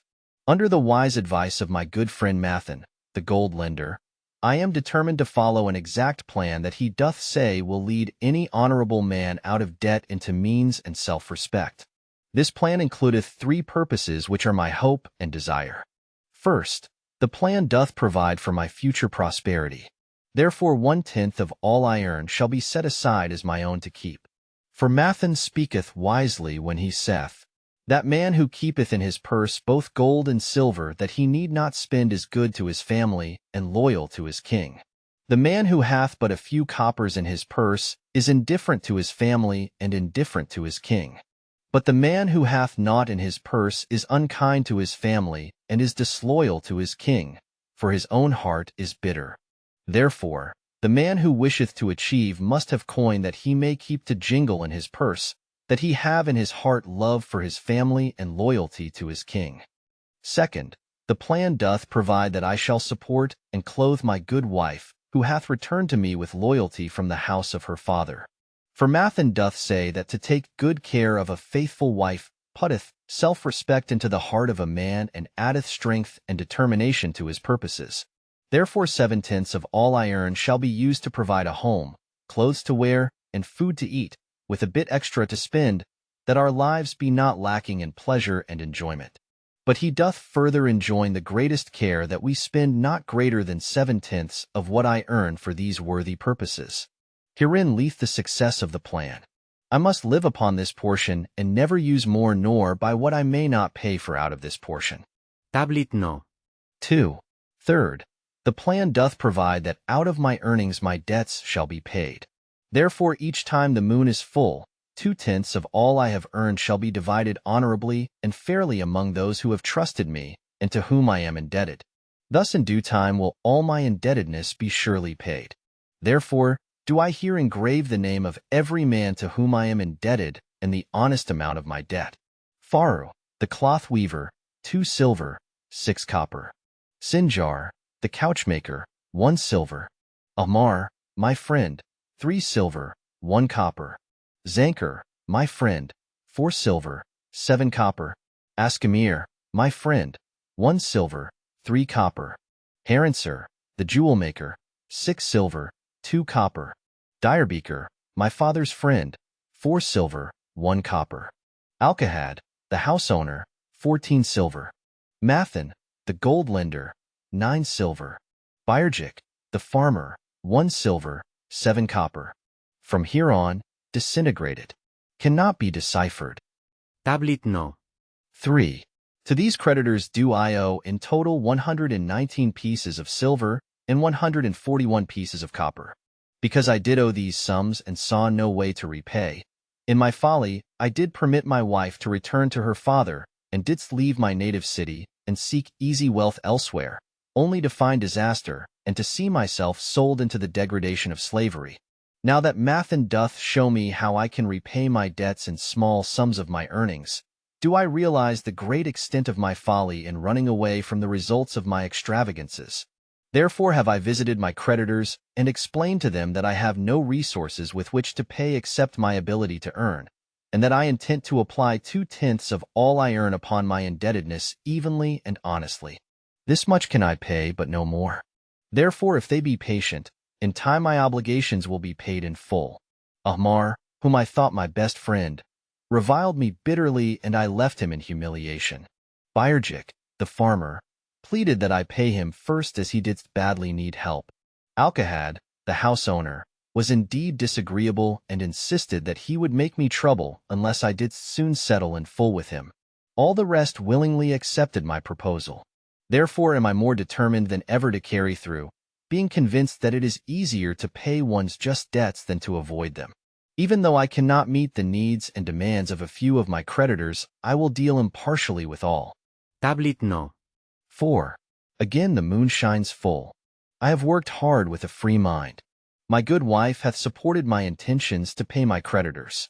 Because of our wise determination, I have earned during the past moon, buying camels of sound wind and good legs, for Nebater, the sum of 19 pieces of silver.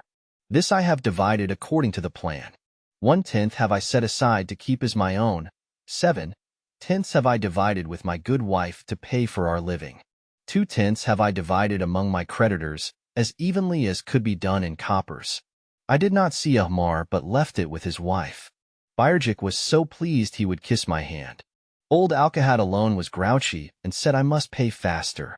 To which I replied that if I were permitted to be well fed and not worried, that alone would enable me to pay faster. All the others thanked me, and spoke well of my efforts. Therefore, at the end of one moon, my indebtedness is reduced by almost 4 pieces of silver, and I possess almost 2 pieces of silver besides, upon which no man hath claim. My heart is lighter than it hath been for a long time. Again the moon shines full. I have worked hard, but with poor success. Few camels have I been able to buy. Only 11 pieces of silver have I earned. Nevertheless, my good wife and I have stood by the plan, even though we have bought no new raiment and eaten little but herbs. Again I paid ourselves 1/10 of the 11 pieces, while we lived upon 7/10. I was surprised when Ahmar commended my payment, even though small. So did Bayerjik. Alkahad flew into a rage, but when told to give back his portion if he did not wish it, he became reconciled. The others, as before, were content. Again the moon shines full, and I am greatly rejoiced. I intercepted a fine herd of camels and bought many sound ones. Therefore my earnings were 42 pieces of silver. This moon my wife and myself have bought much needed sandals and raiment. Also we have dined well on meat and fowl. More than 8 pieces of silver we have paid to our creditors. Even Alkahad did not protest. Great is the plan, for it letteth us out of debt, and giveth us wealth which is ours to keep. 3 times the moon had been full since I last carved upon this clay. Each time I paid to myself 1/10 of all I earned. Each time my good wife and I have lived upon 7/10, even though at times it was difficult. Each time have I paid to my creditors 2/10. In my purse I now have 21 pieces of silver that are mine. It mocketh my head to stand straight upon my shoulders, and mocketh me proud to walk among my friends. My wife keepeth well our home, and is becomingly gowned. We are happy to live together. The plan is of untold value. Hath it not made an honorable man of an ex-slave? Tablet no. 5. Again the moon shines full, and I remember that it is long since I carved upon the clay. 12 moons in truth have come and gone. But this day I will not neglect my record, because upon this day I have paid the last of my debts. This is the day upon which my good wife and my thankful self celebrate with great feasting that our determination hath been achieved. Many things occurred upon my final visit to my creditors that I shall long remember. Ahmar begged my forgiveness for his unkind words, and said that I was one of all others he most desired for a friend. Old Alcahad is not so bad after all, for he said, "Thou wert once a piece of soft clay to be pressed and molded by any hand that touched thee, but now thou art a piece of bronze capable of holding an edge. If thou needst silver or gold at any time, come to me." Nor is he the only one who holdeth me in high regard. Many others speak deferentially to me. My good wife looketh upon me with a light in her eyes that doth make a man have confidence in himself. Yet it is the plan that hath made my success. It hath enabled me to pay all my debts, and to jingle both gold and silver in my purse. I do commend it to all who wish to get ahead.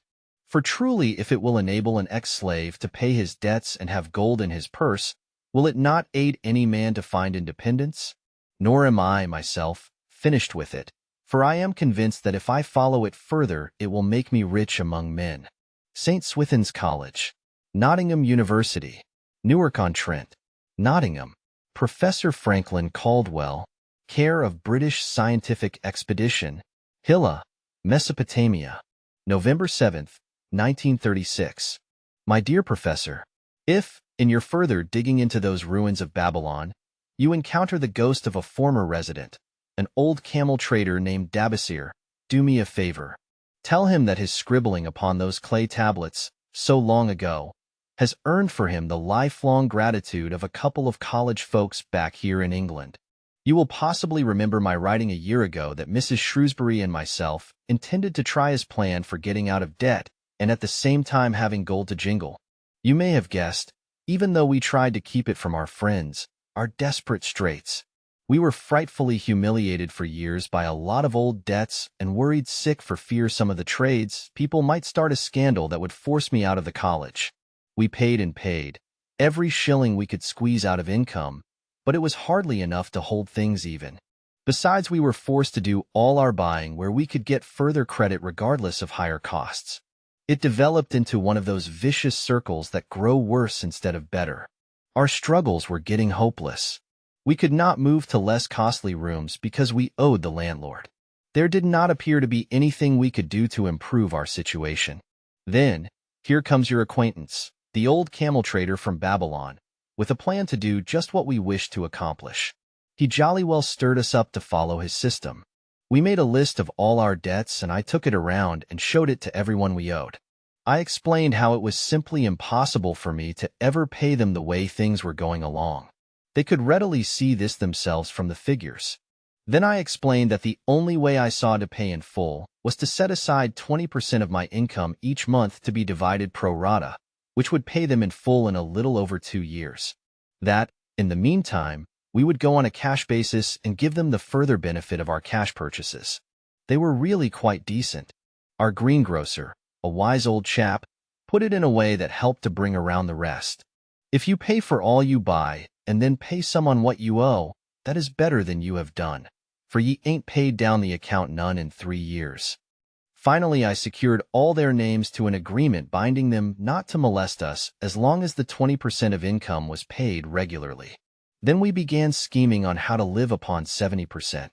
We were determined to keep that extra 10% to jingle. The thought of silver and possibly gold was most alluring. It was like having an adventure to make the change. We enjoyed figuring this way and that, to live comfortably upon that remaining 70%. We started with rent and managed to secure a fair reduction. Next, we put our favorite brands of tea and such under suspicion and were agreeably surprised how often we could purchase superior qualities at less cost. It is too long a story for a letter, but anyhow it did not prove difficult. We managed, and right cheerfully at that. What a relief it proved to have our affairs in such a shape we were no longer persecuted by past due accounts. I must not neglect, however, to tell you about that extra 10% we were supposed to jingle. Well, we did jingle it for some time. Now don't laugh too soon. You see, that is the sporty part. It is the real fun, to start accumulating money that you do not want to spend. There is more pleasure in running up such a surplus than there could be in spending it. After we had jingled to our heart's content, we found a more profitable use for it. We took up an investment upon which we could pay that 10% each month. This is proving to be the most satisfying part of our regeneration. It is the first thing we pay out of my check. There is a most gratifying sense of security to know our investment is growing steadily. By the time my teaching days are over, it should be a snug sum, large enough so the income will take care of us from then on. All this out of my same old check. Difficult to believe, yet absolutely true. All our debts being gradually paid, and at the same time our investment increasing. Besides, we get along, financially, even better than before. Who would believe there could be such a difference in results between following a financial plan and just drifting along? At the end of the next year, when all our old bills shall have been paid, we will have more to pay upon our investment besides some extra for travel. We are determined never again to permit our living expenses to exceed 70% of our income. Now you can understand why we would like to extend our personal thanks to that old chap whose plan saved us from our hell on earth. He knew. He had been through it all. He wanted others to benefit from his own bitter experiences. That is why he spent tedious hours carving his message upon the clay. He had a real message for fellow sufferers, a message so important that after 5,000 years it has risen out of the ruins of Babylon, just as true and just as vital as the day it was buried. Yours sincerely, Alfred H. Shrewsbury. Department of Archaeology. The luckiest man in Babylon. At the head of his caravan, proudly rode Sharonada, the merchant prince of Babylon. He liked fine cloth and wore rich and becoming robes. He liked fine animals and sat easily upon his spirited Arabian stallion. To look at him, one would hardly have guessed his advanced years. Certainly, they would not have suspected that he was inwardly troubled. The journey from Damascus is long and the hardships of the desert many. These he minded not. The Arab tribes are fierce and eager to loot rich caravans. These he feared not, for his many fleet-mounted guards were a safe protection. About the youth at his side, whom he was bringing from Damascus, was he disturbed. This was Hayden Gula, the grandson of his partner of other years, Arad Gula, to whom he felt he owed a debt of gratitude which could never be repaid. He would like to do something for this grandson, but the more he considered this, the more difficult it seemed because of the youth himself. Eyeing the young man's rings and earrings, he thought to himself, he thinks jewels are for men. Still he has his grandfather's strong face.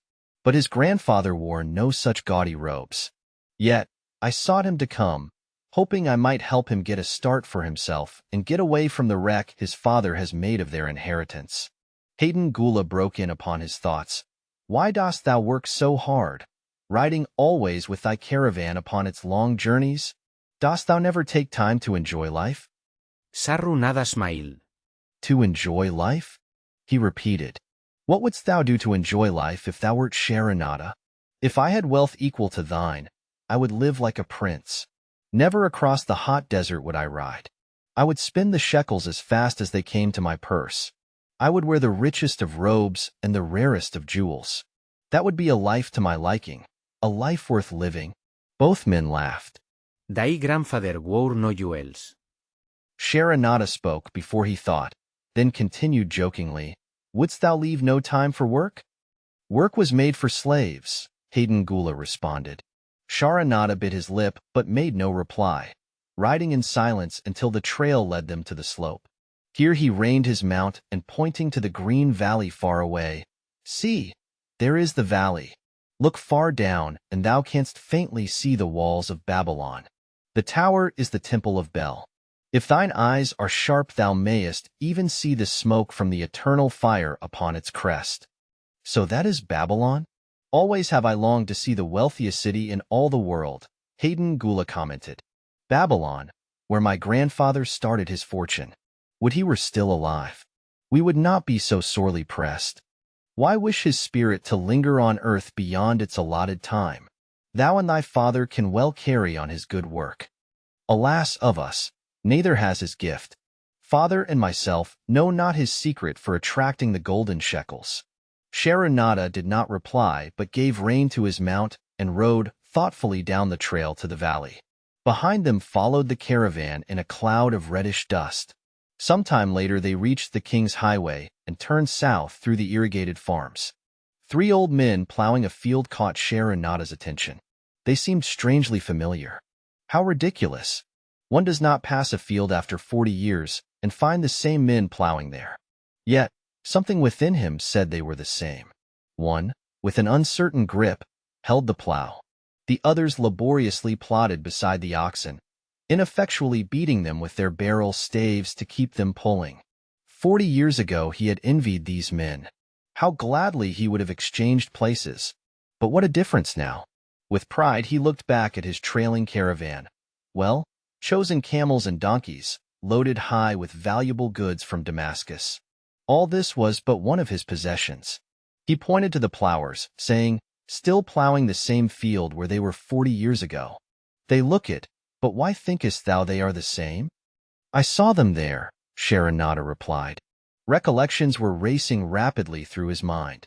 Why could he not bury the past and live in the present? Then he saw, as in a picture, the smiling face of Arad Gula. The barrier between himself and the cynical youth beside him dissolved. But how could he help such a superior youth with his spendthrift ideas and bejeweled hands? Work he could offer in plenty to willing workers, but not for men who considered themselves too good for work. Yet he owed it to Arad Gula to do something, not a half-hearted attempt. He and Arad Gula had never done things that way. They were not that sort of men. A plan came almost in a flash. There were objections. He must consider his own family and his own standing. It would be cruel. It would hurt. Being a man of quick decisions, he waived objections and decided to act. Wouldst thou be interested in hearing how thy worthy grandfather and myself joined in the partnership which proved so profitable? He questioned. Why not just tell me how thou madest the golden shekels? That is all I need to know, the young man parried. Sharonada ignored the reply and continued, We start with those men plowing. I was no older than thou. As the column of men in which I marched approached, good old Megiddo, the farmer, scoffed at the slipshod way in which they plowed. Megiddo was chained next to me. Look at the lazy fellows, he protested. The plow holder makes no effort to plow deep, nor do the beaters keep the oxen in the furrow. How can they expect to raise a good crop with poor plowing? Didst thou say Megiddo was chained to thee? Hayden Gula asked in surprise. Yes, with bronze collars about our necks and a length of heavy chain between us. Next to him was Zabadu, the sheep thief. I had known him in Haroun. At the end was a man we called Pirate because he told us not his name. We judged him as a sailor as he had entwined serpents tattooed upon his chest in sailor fashion. The column was made up thus so the men could walk in fours. Thou wert chained as a slave? Hayden Gula asked incredulously. Did not thy grandfather tell thee I was once a slave? He often spoke of thee, but never hinted of this. He was a man thou couldst trust with innermost secrets. Thou, too, are a man I may trust, am I not right? Sharonada looked him squarely in the eye. Thou mayest rely upon my silence, but I am amazed. Tell me, how didst thou come to be a slave? Sharonada shrugged his shoulders. Any man may find himself a slave. It was a gaming house and barley beer that brought me disaster. I was the victim of my brother's indiscretions. In a brawl he killed his friend. I was bonded to the widow by my fattier, desperate to keep my brother from being prosecuted under the law. When my father could not raise the silver to free me, she in anger sold me to the slave dealer. What a shame and injustice! Hayden Gula protested. But tell me, how didst thou regain freedom? We shall come to that, but not yet. Let us continue my tale. As we passed, the plowers jeered at us. One did doff his ragged hat and bow low, calling out, Welcome to Babylon, guests of the king. He waits for thee on the city walls where the banquet is spread, mud bricks and onion soup. With that they laughed uproariously. Pirate flew into a rage and cursed them roundly. What do those men mean by the king awaiting us on the walls? I asked him. To the city walls ye march to carry bricks until the back breaks. Maybe they beat thee to death before it breaks. They won't beat me. I'll kill him. Then Megiddo spoke up. It doesn't make sense to me to talk of masters beating willing, hard-working slaves to death. Masters like good slaves and treat them well. Who wants to work hard? Commented Zabadu. Those plowers are wise fellows. They're not breaking their backs, just letting on as if they be. Thou can't get ahead by shirking, Megiddo protested. If thou plow a hectare, that's a good day's work and any master knows it. But when thou plow only a half, that's shirking. I don't shirk. I like to work and I like to do good work, for work is the best friend I've ever known. It has brought me all the good things I've had. My farm and cows and crops, everything. Yeah, and where be these things now? Scoffed Zabadu.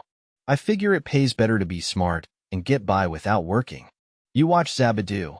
If we're sold to the walls, he'll be carrying the water bag or some easy job when thou, who like to work, will be breaking thy back carrying bricks.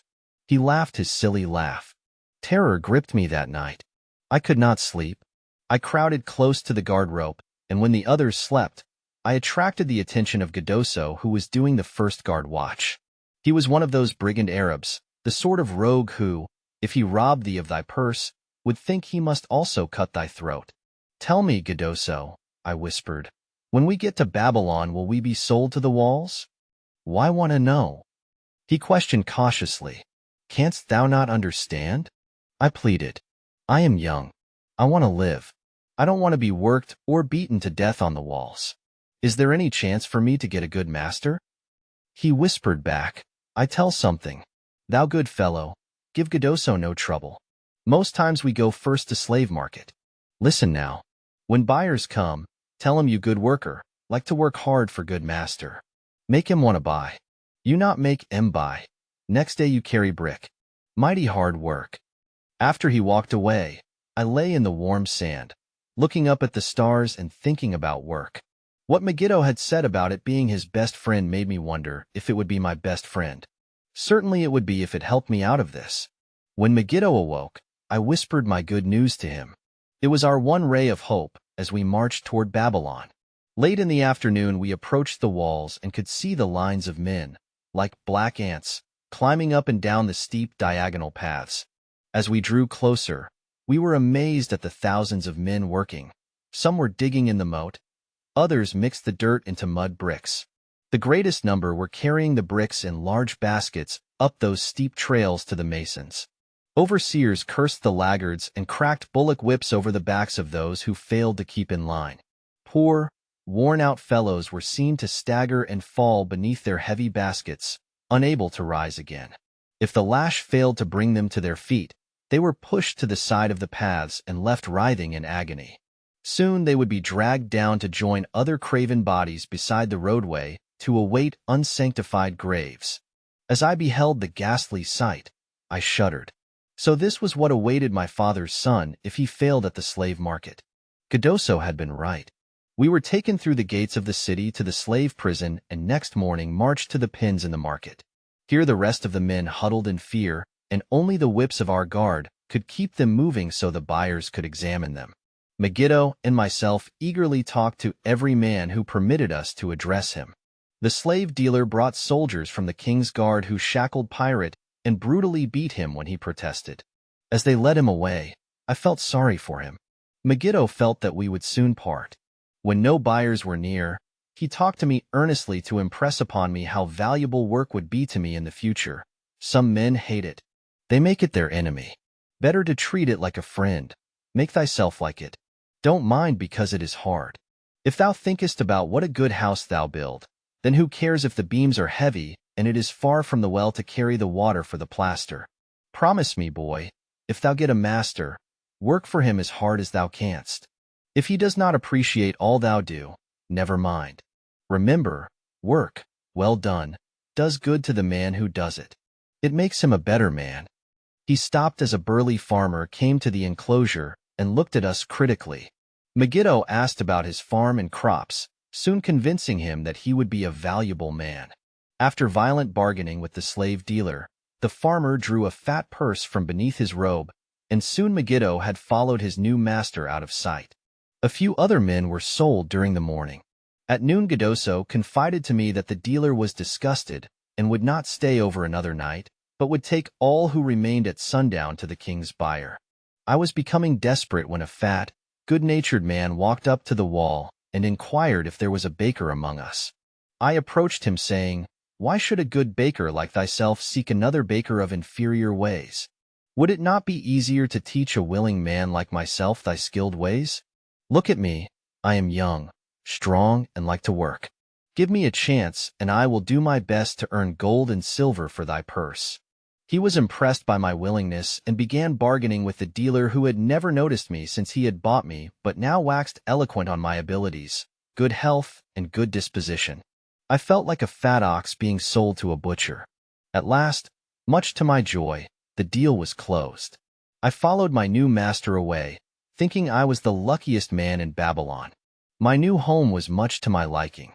Nananade, my master, taught me how to grind the barley in the stone bowl that stood in the courtyard, how to build the fire in the oven, and then how to grind very fine the sesame flour for the honey cakes.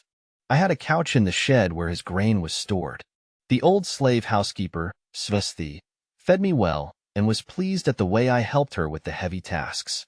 Here was the chance I had longed for to make myself valuable to my master, and, I hoped, to find a way to earn my freedom. I asked Nananade to show me how to knead the bread and to bake. This he did, much pleased at my willingness. Later, when I could do this well, I asked him to show me how to make the honey cakes, and soon I was doing all the baking. My master was glad to be idle, but Svasthi shook her head in disapproval. "No work to do is bad for any man," she declared. I felt it was time for me to think of a way by which I might start to earn coins to buy my freedom. As the baking was finished at noon, I thought Nananade would approve if I found profitable employment for the afternoons and might share my earnings with me. Then the thought came to me, why not bake more of the honey cakes and peddle them to hungry men upon the streets of the city? I presented my plan to Nananade this way: "If I can use my afternoons after the baking is finished to earn for thee coins, would it be only fair for thee to share my earnings with me, that I might have money of my own to spend for those things which every man desires and needs?" Fair enough, he admitted. When I told him of my plan to peddle our honey cakes, he was well pleased. "Here is what we will do," he suggested. "Thou sellest them at 2 for a penny, then half of the pennies will be mine to pay for the flour and the honey and the wood to bake them. Of the rest, I shall take half, and thou shalt keep half." I was much pleased by his generous offer that I might keep for myself 1/4 of my sales. That night I worked late to make a tray upon which to display them. Nananade gave me one of his worn robes that I might look well, and Svasthi helped me patch it and wash it clean. The next day I baked an extra supply of honey cakes. They looked brown and tempting upon the tray as I went along the street, loudly calling my wares. At first no one seemed interested, and I became discouraged. I kept on, and later in the afternoon, as men became hungry, the cakes began to sell, and soon my tray was empty. Nananade was well pleased with my success and gladly paid me my share. I was delighted to own pennies.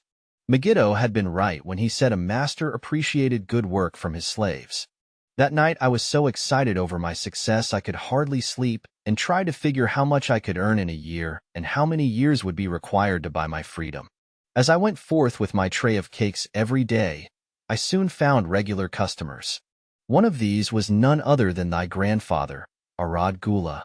He was a rug merchant and sold to the housewives, going from one end of the city the other, accompanied by a donkey loaded high with rugs and a black slave to tend it. He would buy 2 cakes for himself and 2 for his slave, always tarrying to talk with me while they ate them. Thy grandfather said something to me one day that I shall always remember. "I like thy cakes, boy, but better still I like the fine enterprise with which thou offerest them. Such spirit can carry thee far on the road to success." But how canst thou understand, Hayden Gula, what such words of encouragement could mean to a slave boy, lonesome in a great city, struggling with all he had in him to find a way out of his humiliation? As the months went by, I continued to add pennies to my purse. It began to have a comforting weight upon my belt. Work was proving to be my best friend, just as Megiddo had said. I was happy, but Svasti was worried. Thy master, I fear to have him spend so much time at the gaming houses, she protested. I was overjoyed one day to meet my friend Megiddo upon the street. He was leading 3 donkeys loaded with vegetables to the market. I am doing mighty well, he said. My master does appreciate my good work, for now I am a foreman. See, he does trust the marketing to me, and also he is sending for my family. Work is helping me to recover from my great trouble. Someday it will help me to buy my freedom and once more own a farm of my own. Time went on, and Nananade became more and more anxious for me to return from selling. He would be waiting when I returned and would eagerly count and divide our money. He would also urge me to seek further markets and increase my sales.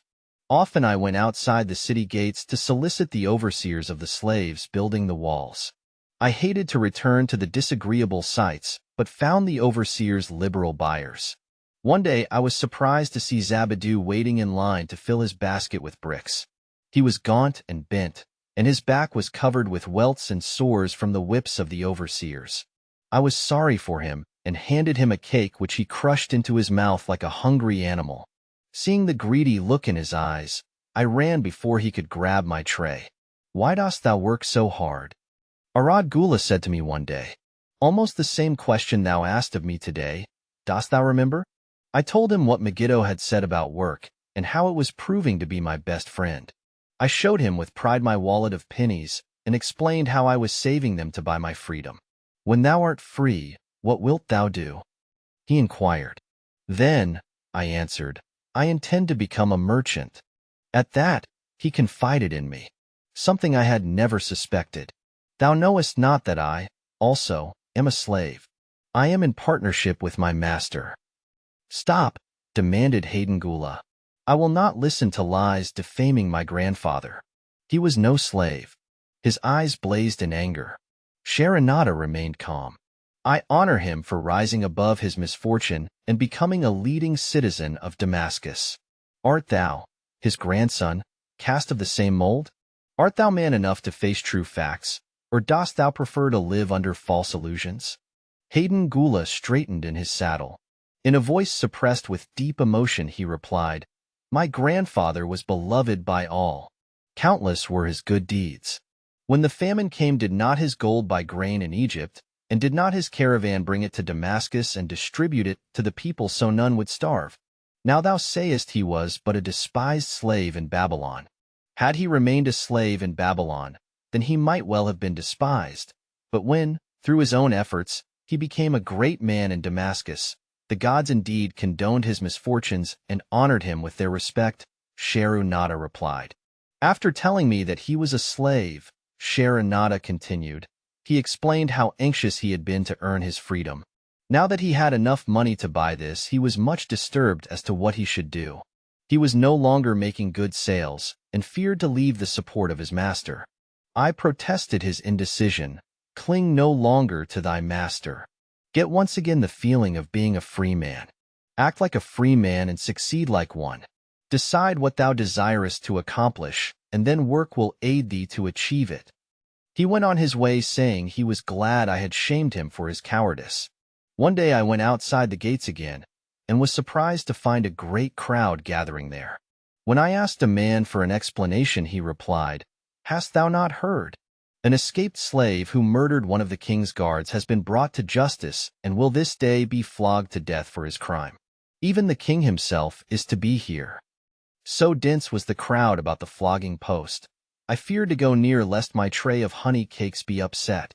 Therefore, I climbed up the unfinished wall to see over the heads of the people. I was fortunate in having a view of Nebuchadnezzar himself as he rode by in his golden chariot. Never had I beheld such grandeur, such robes and hangings of gold cloth and velvet. I could not see the flogging, though I could hear the shrieks of the poor slave. I wondered how one so noble as our handsome king could endure to see such suffering, yet when I saw he was laughing and joking with his nobles, I knew he was cruel and understood why such inhuman tasks were demanded of the slaves building the walls. After the slave was dead, his body was hung upon a pole by a rope attached to his leg so all might see.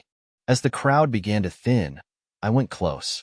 On the hairy chest, I saw tattooed 2 entwined serpents. It was Pirate. The next time I met Arad Gula, he was a changed man. Full of enthusiasm, he greeted me. Behold, the slave thou knewest is now a free man. There was magic in thy words. Already my sales and my profits are increasing. My wife is overjoyed. She was a free woman, the niece of my master. She much desires that we move to a strange city where no man shall know I was once a slave. Thus our children shall be above reproach for their father's misfortune. Work has become my best helper. It has enabled me to recapture my confidence and my skill to sell. I was overjoyed that I had been able, even in a small way, to repay him for the encouragement he had given me. One evening Svisti came to me in deep distress. Thy master is in trouble. I fear for him. Some months ago he lost much at the gaming tables. He pays not the farmer for his grain, nor his honey. He pays not the money lender. They are angry and threaten him. Why should we worry over his folly? We are not his keepers, I replied thoughtlessly. Foolish youth, thou understandest not. To the money lender didst he give thy title to secure a loan. Under the law he can claim thee and sell thee. I know not what to do. He is a good master. Why, oh why, should such trouble come upon him? Not were Svisti's fears groundless. While I was doing the baking next morning, the moneylender returned with a man he called Sussy. This man looked me over and said I would do. The moneylender waited not for my master to return, but told Svisti to tell him he had taken me. With only the robe on my back and the purse of pennies hanging safely from my belt, I was hurried away from the unfinished baking. I was whirled away from my dearest hopes as the hurricane snatches the tree from the forest and casts it into the surging sea. Again a gaming house and barley beer had caused me disaster. Sussy was a blunt, gruff man. As he led me across the city, I told him of the good work I had been doing for Nananade and said I hoped to do good work for him. His reply offered no encouragement. I like not this work. My master likes it not. The king has told him to send me to build a section of the Grand Canal. Master tells Sussy to buy more slaves, work hard and finish quick. Bah, how can any man finish a big job quick? Picture a desert with not a tree, just low shrubs and a sun burning with such fury the water in our barrels became so hot we could scarcely drink it. Then picture rows of men, going down into the deep excavation and lugging heavy baskets of dirt up soft, dusty trails from daylight until dark. Picture food served in open troughs from which we helped ourselves like swine. We had no tents, no straw for beds. That was the situation in which I found myself. I buried my wallet in a marked spot, wondering if I would ever dig it up again. At first I worked with good will, but as the months dragged on, I felt my spirit breaking. Then the heat fever took hold of my weary body. I lost my appetite and could scarcely eat the mutton and vegetables. At night I would toss in unhappy wakefulness. In my misery, I wondered if Zabadoo had not the best plan, to shirk and keep his back from being broken in work. Then I recalled my last sight of him and knew his plan was not good. I thought of Pirate with his bitterness and wondered if it might be just as well to fight and kill. The memory of his bleeding body reminded me that his plan was also useless. Then I remembered my last sight of Megiddo. His hands were deeply calloused from hard work, but his heart was light and there was happiness on his face. His was the best plan. Yet I was just as willing to work as Megiddo. He could not have worked harder than I. Why did not my work bring me happiness and success? Was it work that brought Megiddo happiness, or was happiness and success merely in the laps of the gods? Was I to work the rest of my life without gaining my desires, without happiness and success? All of these questions were jumbled in my mind, and I had not an answer. Indeed, I was sorely confused. Several days later, when it seemed that I was at the end of my endurance and my questions still unanswered, Sussy sent for me. A messenger had come from my master to take me back to Babylon. I dug up my precious wallet, wrapped myself in the tattered remnants of my robe, and was on my way. As we rode, the same thoughts of a hurricane whirling me hither and thither kept racing through my feverish brain. I seemed to be living the weird words of a chant from my native town of Haroun, besetting a man like a whirlwind, driving him like a storm, whose course no one can foliate, whose destiny no one can foretell. Was I destined to be ever thus punished for I knew not what? What new miseries and disappointments awaited me? When we rode to the courtyard of my master's house, imagine my surprise when I saw Arad Gula awaiting me. He helped me down and hugged me like a long-lost brother. As we went our way, I would have followed him as a slave should follow his master, but he would not permit me. He put his arm about me, saying, I hunted everywhere for thee. When I had almost given up hope, I did meet Svisti, who told me of the money lender, who directed me to thy noble owner. A hard bargain he did drive, and made me pay an outrageous price, but thou art worth it. Thy philosophy and thy enterprise have been my inspiration to this new success. Megiddo's philosophy, not mine, I interrupted. Megiddo's and thine. Thanks to thee both. We are going to Damascus, and I need thee for my partner. See, he exclaimed, in one moment thou wilt be a free man. So saying, he drew from beneath his robe the clay tablet carrying my title. This he raised above his head and hurled it to break in 100 pieces upon the cobblestones. With glee he stamped upon the fragments until they were but dust. Tears of gratitude filled my eyes.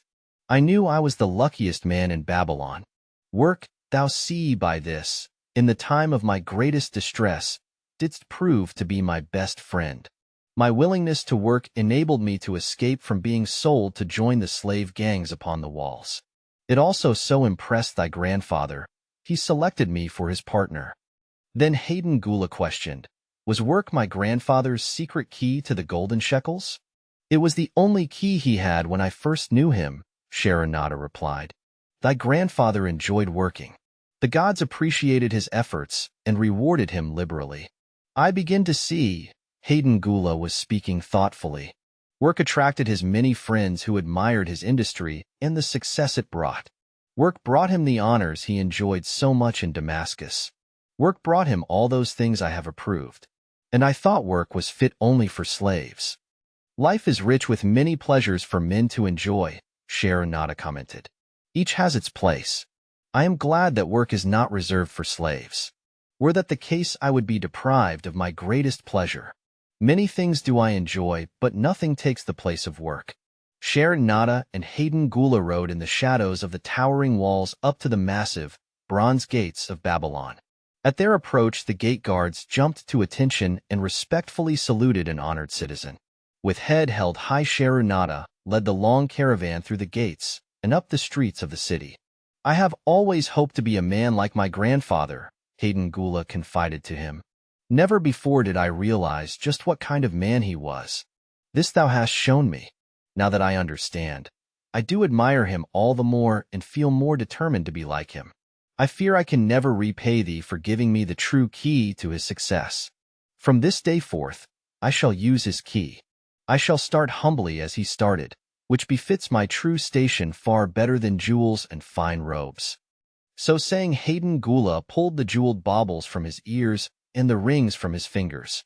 Then reining his horse, he dropped back and rode with deep respect behind the leader of the caravan.